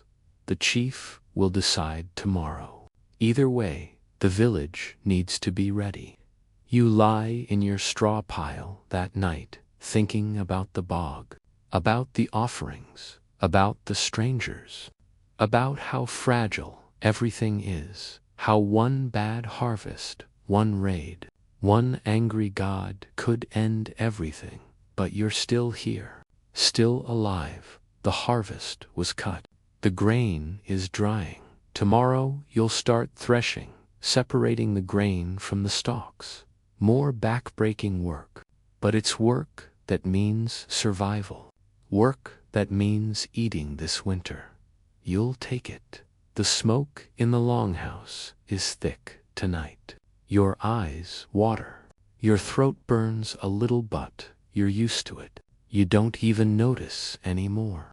Not really. This is just life. Smoke and hard work and constant vigilance and small victories celebrated with honey bread.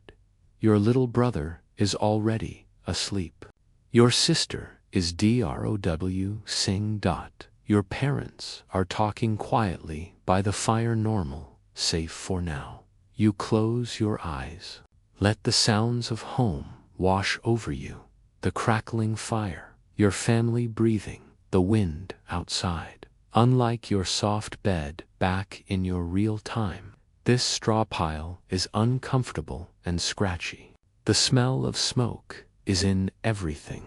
The fear of winter, of raiders, of failed harvests is always there. But this is real. This is honest. This is life without the cushion of modern civilization, raw, hard, beautiful in its own brutal way. You're learning what it really means to survive, what it costs, what it takes, and tomorrow you'll learn more. You'll work more, fight more, survive more, one day at a time. That's all anyone can do. One day, then another, until you can't anymore. Your breathing slows. Your body relaxes into the straw. The fire dims. The house darkens. The village settles into sleep, still alive, still fighting, still here for one more night. And tomorrow, you'll fight for one more day, That's the deal. That's the bargain. That's life. You accept it. You embrace it. You live it because there's no other choice. And honestly, you wouldn't want one. This is hard, yeah. But it's yours. Your life. Your family. Your village worth fighting for. Worth surviving for. Worth everything. Sleep comes slowly, then all at once. You dream of fields, of grain, of work, of home. The threshing starts 2 days later. The grain has dried enough. Now you need to separate the actual grain from all the stalks and chaff. This is somehow even more tedious than cutting it. You lay the bundled grain on a flat piece of ground. Then you beat it. Just beat it with sticks until the grain falls out. It's not. You and Ralph and a few other kids spend the entire morning whacking grain bundles. Your arms hurt. The chaff gets in your eyes, your mouth, your hair. You're covered in dust. This is the worst, Ralph mutters. Better than starving. Yeah, still the worst. The grain that falls out gets collected in baskets. Later, someone will winnow it, toss it in the air, so the wind blows away the chaff and the heavier grain falls back down. Everything here has steps, multiple steps. Nothing is ever just done. There's always another phase, another process. By afternoon, you've threshed maybe a quarter of what needs doing. This is going to take days, maybe weeks, but at least the work is rhythmic, almost meditative. Whack, whack, whack, collect. The grain, repeat. Your mind wanders. You think about the bog, about the still water, and the mist, about whether your father's offering made any difference. You think about the strangers, about whether they're still out there watching. You think about winter, about whether the grain you're threshing right now will be enough. Stop daydreaming. Your mother calls. Keep working. Right back to it. Whack, whack, whack. The women are winnowing the grain. You've already threshed, tossing it into the air. The chaff blows away in the breeze. The grain falls into large clay pots. Those pots will be sealed and stored, kept in the longhouses along the walls. That grain is life. That grain is winter survival. Your little sister is helping with the winnowing. She tosses the grain, watches it fall. She's getting good at it. The motion becomes natural for her. Your little brother, meanwhile, has found a patch of dirt and is making mud pies. He's supposed to be helping, but nobody has the energy to yell at him right now. He's 5. Let him play while he still can. The chief walks through the working area, observing, making sure everything is going smoothly, making sure nothing is wasted. He stops near your father. They talk in low voices. You can't hear what they're saying, but your father's face is serious, probably about the strangers. Later, after the workday ends, the chief calls a meeting, again the third one this month. Everyone gathers in the center of the village, tired, dirty, ready for dinner. But this is important. The chief stands where everyone can see him. The scouts found tracks, 2 riders heading north. Away from here. People murmur relief, mostly. They're gone. For now, someone adds, could come back. Could be scouting a route for a larger force. We don't know. The relief fades a bit. We stay alert. The chief continues. Watch stays doubled. Everyone keeps weapons close, but we're not hunting them. Not yet. Eric, the warrior trainer, looks disappointed. He wanted action. Wanted to track them down. But the chief is being smart. Don't start a fight. You don't have to fight. Save your energy for defending, not attacking. The meeting ends. People disperse, heading home for dinner. and rest. Your family eats together like always bread. Some dried fish, a bit of the precious cheese. The meal is quiet. Everyone's tired. Your father looks thoughtful. The tracks could mean anything. They're gone. That's good, your mother says, or they know exactly where we are now. They're reporting back. Your mother doesn't argue. He might be right, but worrying won't change anything. So you eat, you rest, you prepare for tomorrow's work. After dinner, your family sits around the fire. This is the peaceful part of the day. The work is done. The house is warm.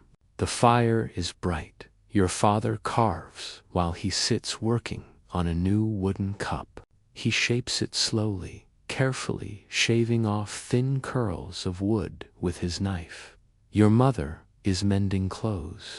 There's always something that needs mending, a tear here, a worn spot there. She sews in the firelight, her needle moving in steady rhythm. Your sister is practicing her letters, sort of. There's no formal alphabet here, but your father is teaching her the basics. How to make marks that mean things, how to keep simple counts.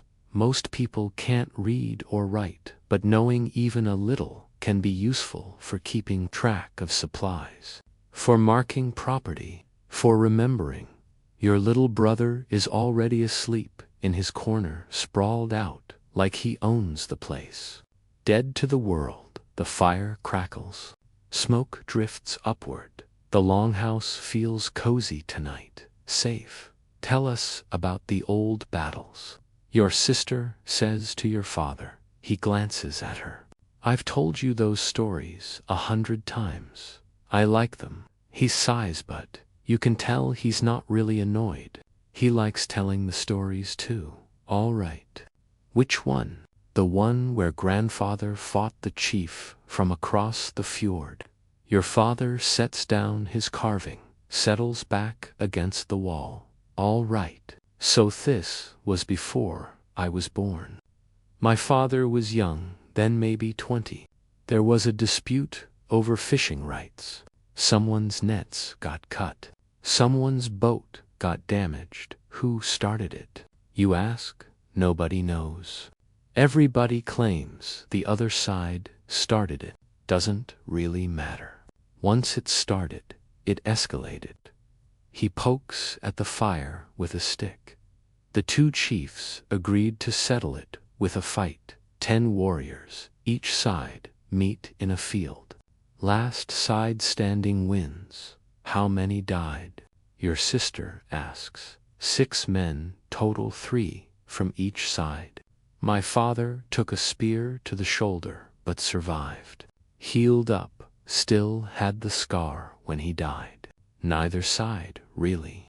After 6 men were dead, the chiefs called it off, drew new boundaries for the fishing areas, split it fair, went home. 6 men died for nothing, you ask? 6 men died because nobody wanted to back down. Pride kills, son. Remember that? The fire pops. Sparks drift upward. Your mother adds her own story about the winter when she was a girl. When the harvest failed and food ran low. We ate once a day, she says. Maybe thin soup, mostly water, with a few vegetables. Bread, if we were lucky. How long did it last? Your sister asks quietly. 3 months from midwinter to early spring. People got thin, weak. 2 of the old folks died. Some children, too. She doesn't say how many children. You don't ask. But we survived, she continues. Spring came. The new crops grew. We made it through. Barely, your father adds. Barely still counts. They sit in silence for a moment, being grateful for this year's harvest, hoping it's enough. The old people always say the same thing. Hope for the best. Prepare for the worst. Take nothing for granted. Your father goes back to his carving. The wooden cup is taking shape smooth. Even he's good at this. What will you do with it? You ask. Trade, it may be your. Keep it. Haven't decided. Everything is potential currency here. Everything can be traded. A well-made cup might be worth a meal, or a length of rope, or a favor you'll need later. You never throw anything away. You fix it, reuse it, repurpose it, because making new things takes time and resources you can't spare. Your mother finishes mending your father's tunic, holds it up to the firelight, checking her work.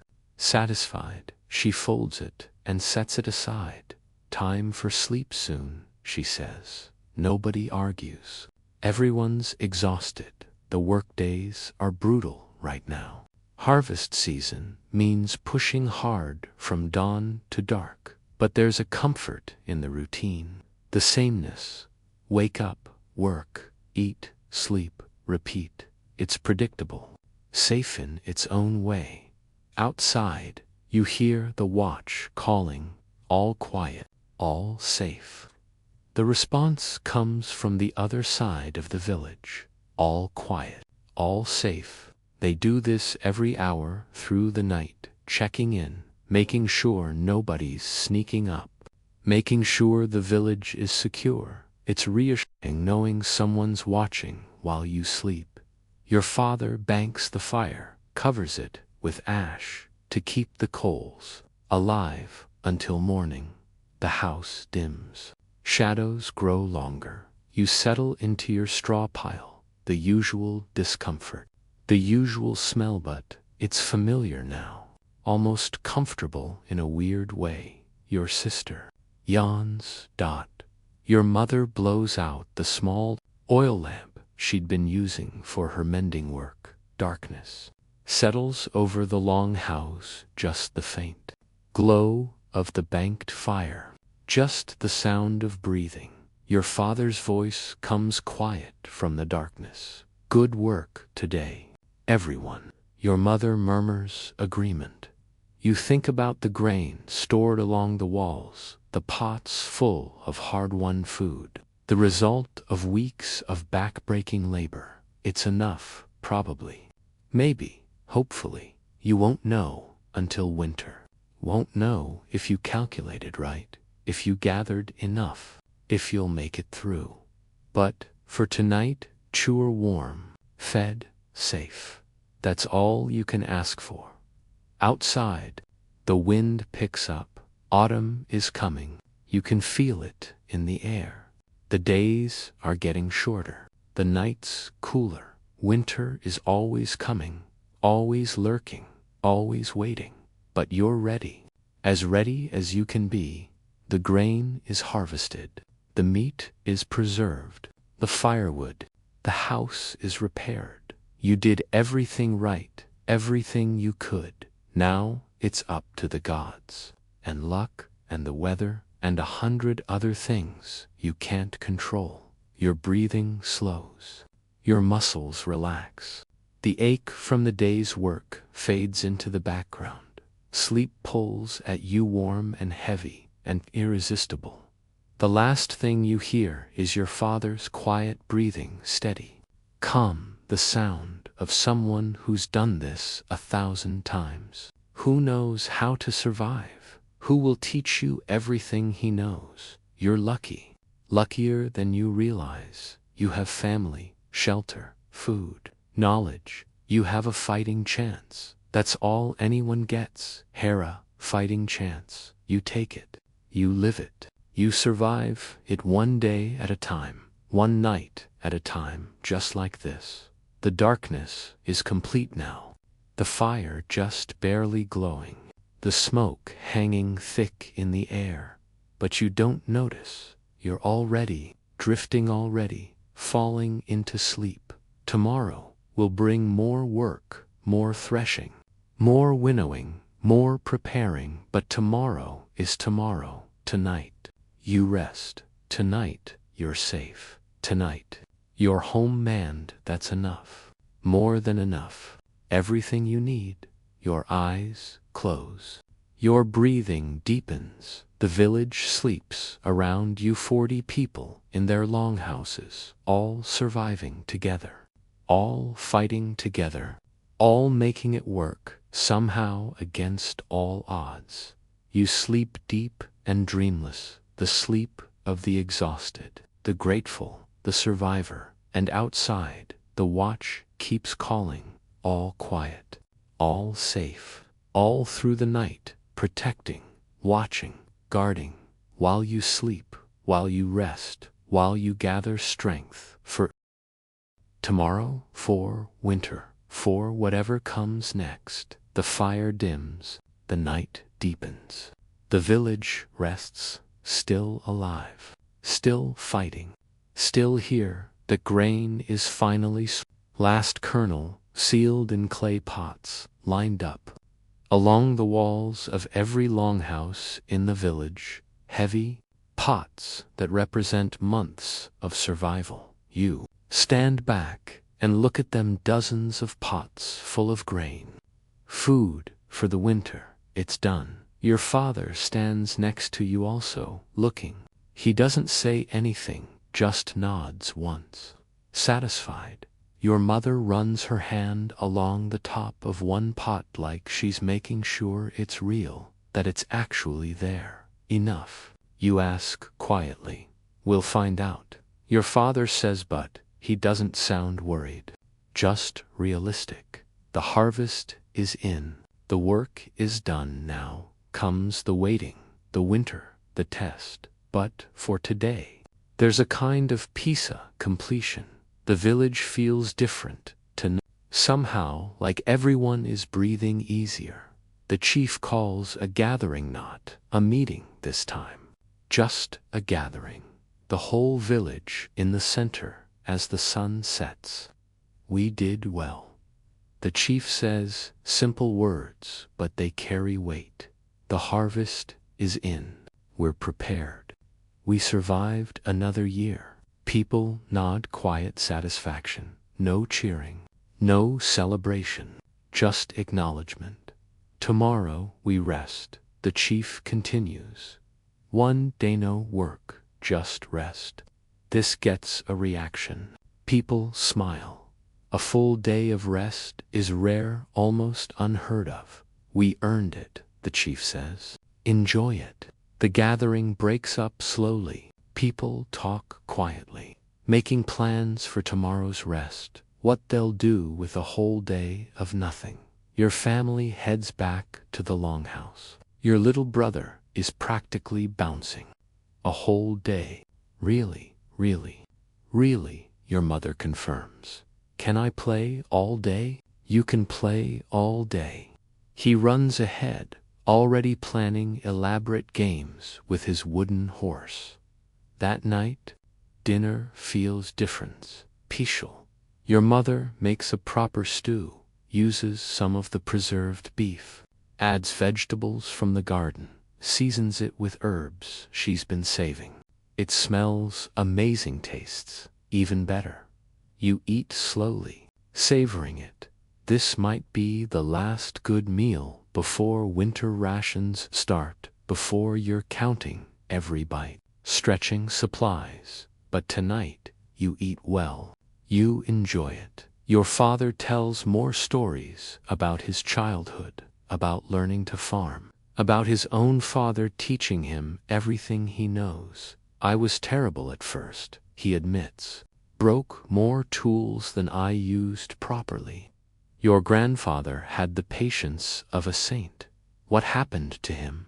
Your little brother asks. Died in a hard winter. I was 17.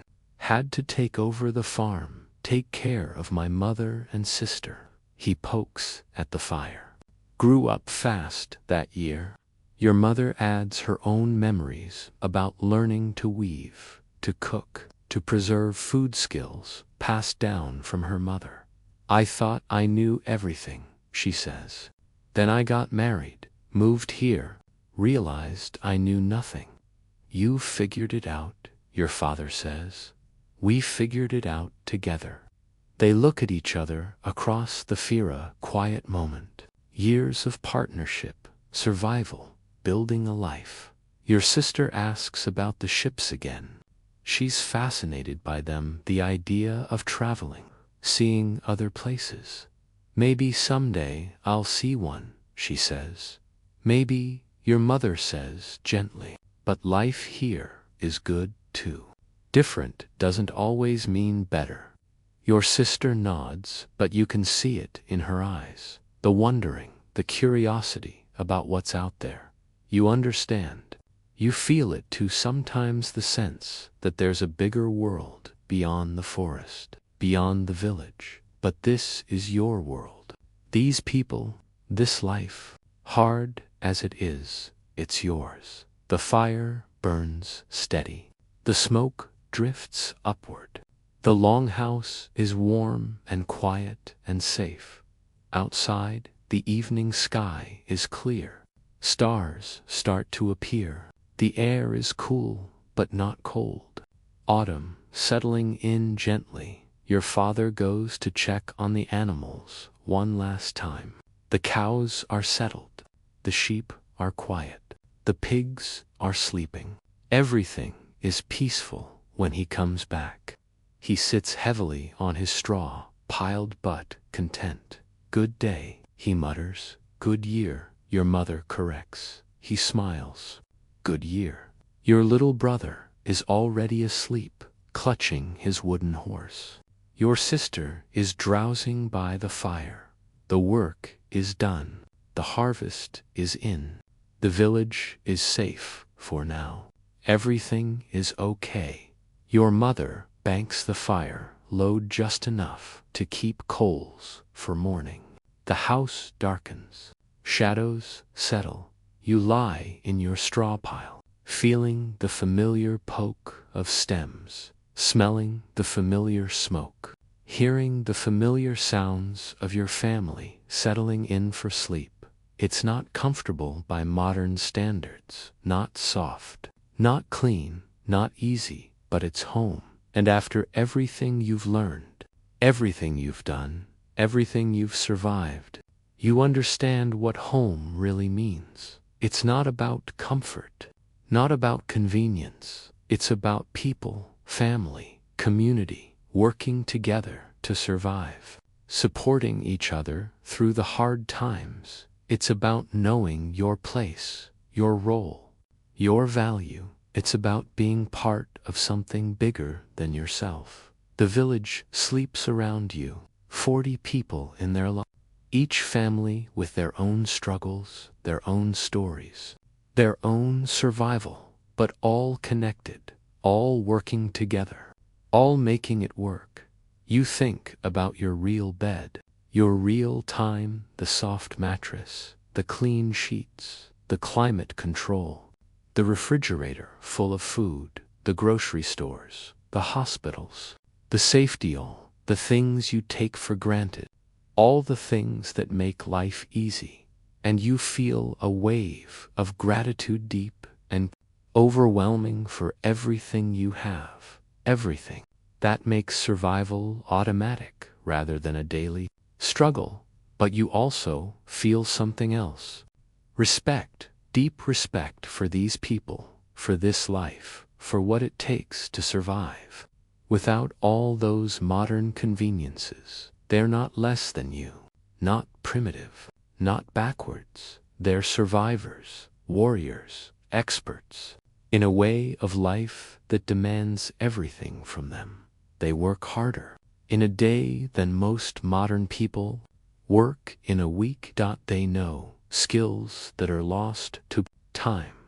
They understand nature in ways you never could. They live with uncertainty, with danger, with hardship, and they do it with grace, with strength, with community. The longhouse is quiet now, just breathing, just the crackle of dying embers, your father's steady breath, your mother's softer one, your siblings deeply asleep, safe together, alive.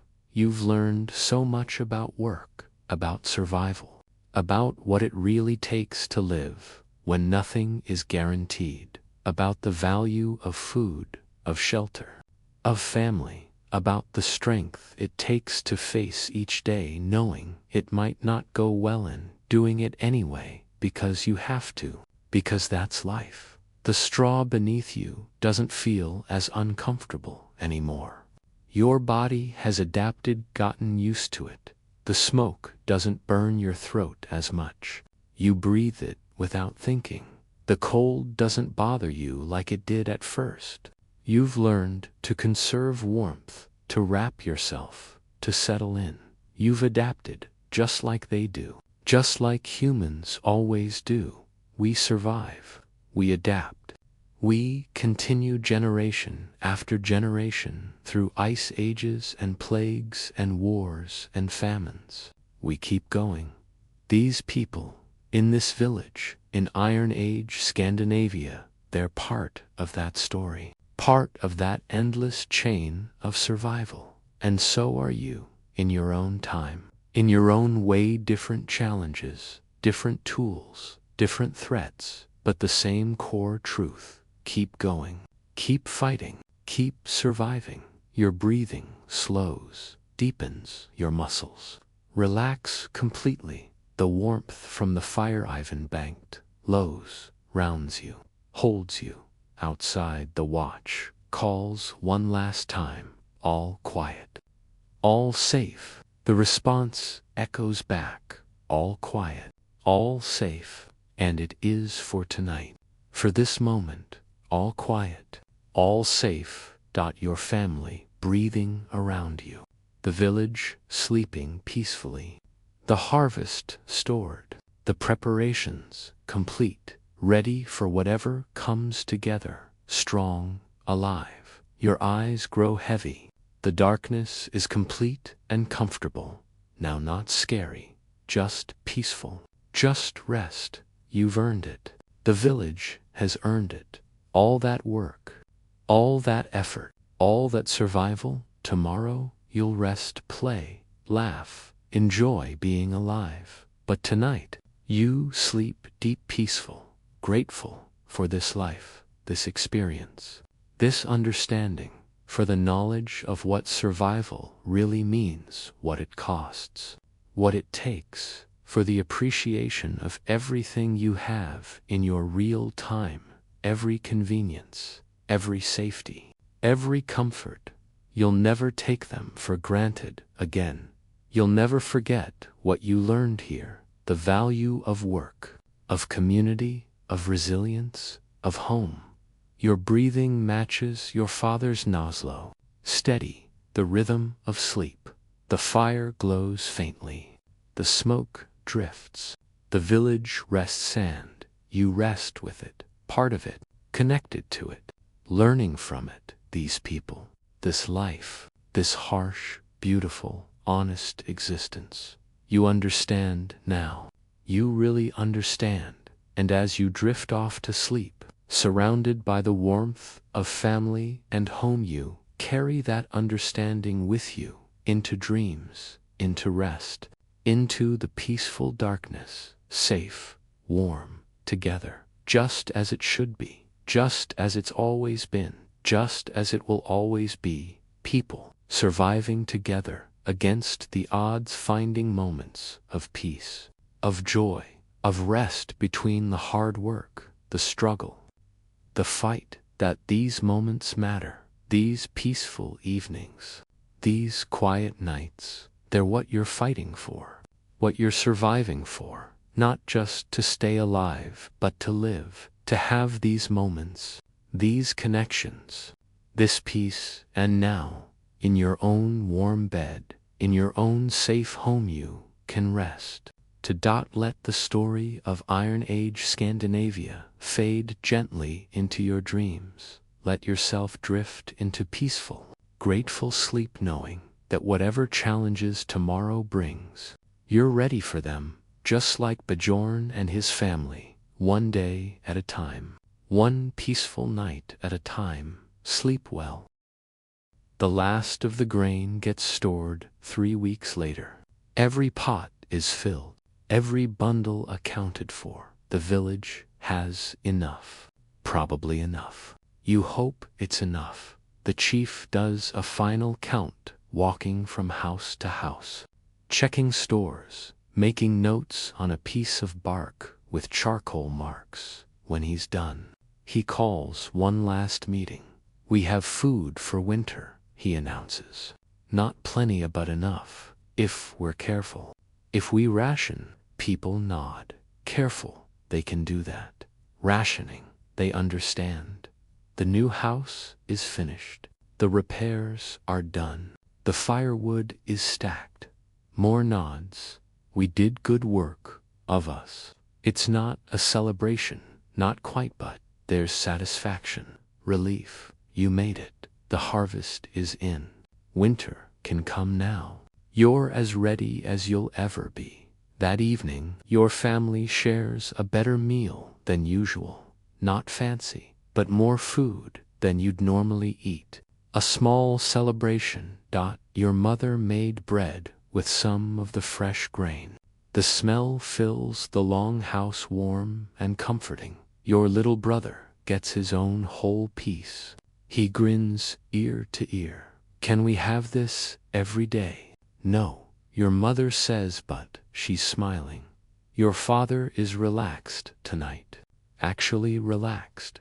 You've never seen him like this. The tension he's been carrying for months is gone, just gone. We made it, he says quietly to your mother. We did. They share a look, a moment. Years of surviving together, of fighting together, of making it work against all the odds. You get it. Now what? They've been doing all along. The work, the worry, the endless preparation. They've been keeping you alive, you and your siblings, keeping the family going, making sure there's food and shelter and warmth. It's everything, the whole point. You look around the long house, at the pots of grain along the walls, at the dried meat hanging from the rafters, at the stack of firewood, at the tools carefully stored, at the family sitting together. This is wealth, real wealth. Not gold or silver, just this food, shelter, family. Everything else is just details. The fire burns bright tonight. Your father isn't worried about using extra wood. The stack outside is huge enough for the whole winter. More than enough. The smoke rises through the thatched roof like always. You barely notice it anymore. It's just part of the air you breathe. Your sister is weaving at the loom. She's gotten good. The cloth she's making is even and tight. She'll make a good wife someday, know all the skills she needs. Your little brother is playing with his wooden toys. A horse, a boat your father carved last winter, a little wooden warrior. He makes them fight. The warrior rides the horse into battle, conquers the boat, saves the day. He's 5. War is still a game to him. You remember when it was a game to you, too. Not that long ago, before the training, before understanding what those weapons are actually for. Before growing up, your father looks at you across the fire. You did good work this harvest, real work. You nod. Don't know what to say. Next year, you'll do more. Learn more. By the time you're 16, you'll know everything: how to farm, how to fight, how to build, how to survive. Will that be enough? You ask. He considers the question. It'll have to be. Fair answer. Outside, the evening sky is red, again deep red and orange, the color of fire, spreading across the horizon. The old people were right. The weather did change. Autumn is here, crisp air, shorter days. The leaves on the trees are starting to turn soon. It'll be winter, but you're ready. The village is ready. Let it come. Your mother tells a story while she works about when she was young, about meeting your father at a harvest gathering in another village. He was terrible at dancing, she says. Still am, your father admits, but he could work. I saw him hauling timber all day without stopping. I thought, now there's a man who gets things done. Romantic, you say? They both Lafrail laughs, warm and genuine. Romance is nice, your mother says, but survival is better. Your father keeps us alive. That's worth more than pretty words. Your father looks pleased, but pleased. These are the moments that matter, not the big, dramatic ones. Just this: family, fire, home. The village is quiet tonight. Work is done. Everyone is resting, enjoying the brief pause before winter hits. You can hear someone singing in another longhouse, a woman's voice. An old song about the sea, about ships and sailors and coming home. The melody drifts through the village, haunting, beautiful. Your sister stops weaving to listen. Your brother stops playing.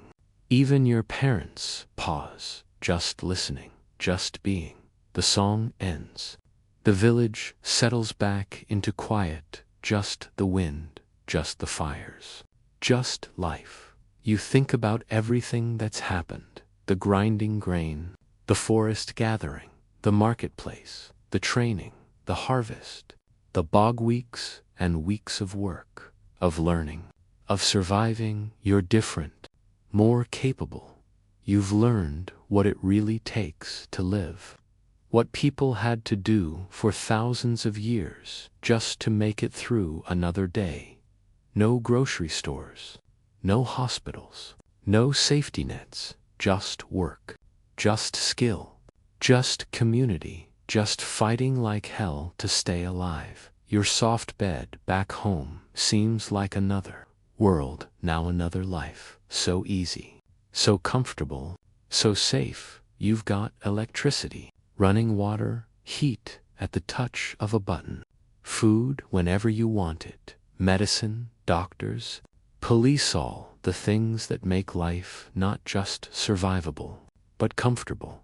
These people had none of that. They had their hands, their knowledge, each other, and somehow they made it work for generation after generation, surviving, adapting, passing down everything they learned. You're grateful for the first time, really grateful for everything you have, everything you take for granted: the warmth of your home, the safety of your world, the ease of your life.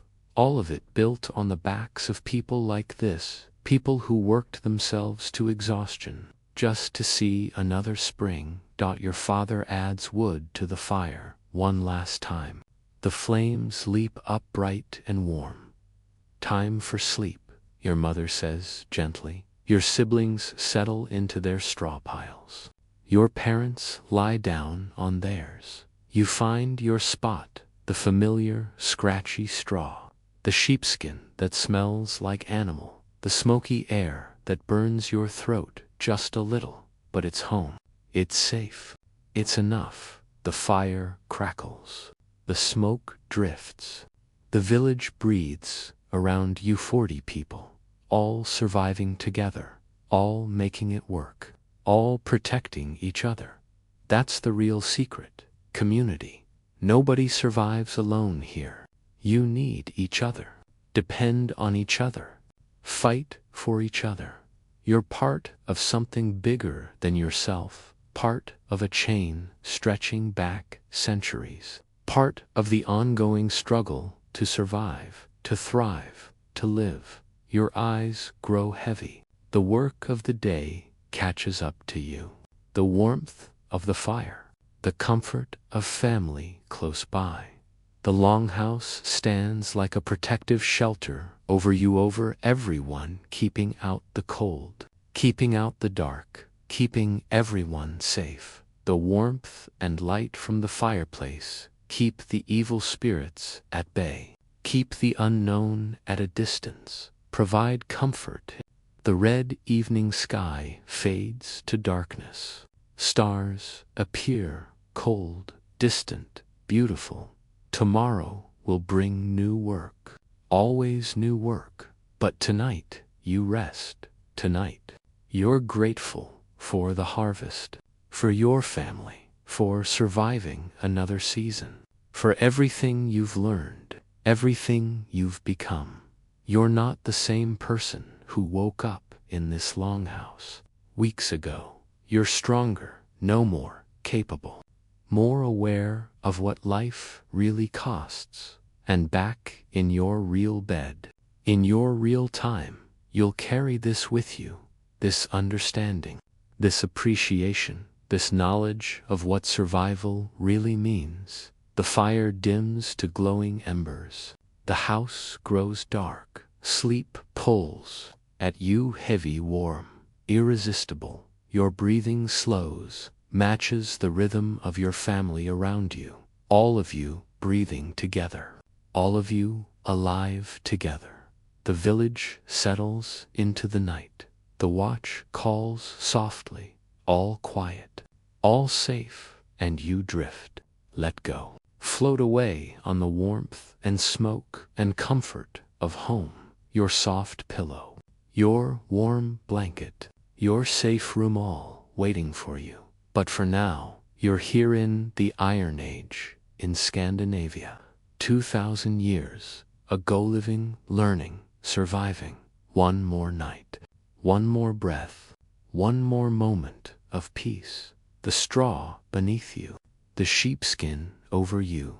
The smoke in your lungs. The fire in your heart. All of it fading, now fading, into sleep, into darkness, into rest.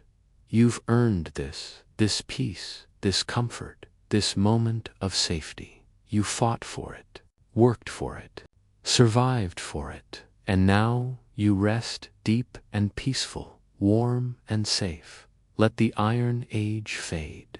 Let the struggle fade. Let everything fade except the warmth, the comfort, the peace. You're safe now. You're home, both homes, both times, both worlds. And you can rest, finally rest. Let your breathing slow and deepen. Let your body relax completely. Let sleep take you wherever it wants to go. The harvest is done. The work is done. Winter can wait. Tonight, you sleep, deep, dreamless, perfect, warm and safe and loved, just like you are right now, in your actual bed, in your actual home, in your actual life, so comfortable, so safe, so peaceful. Let yourself drift away now into sleep, into dreams, into rest. You've earned it. You deserve it. Sleep well.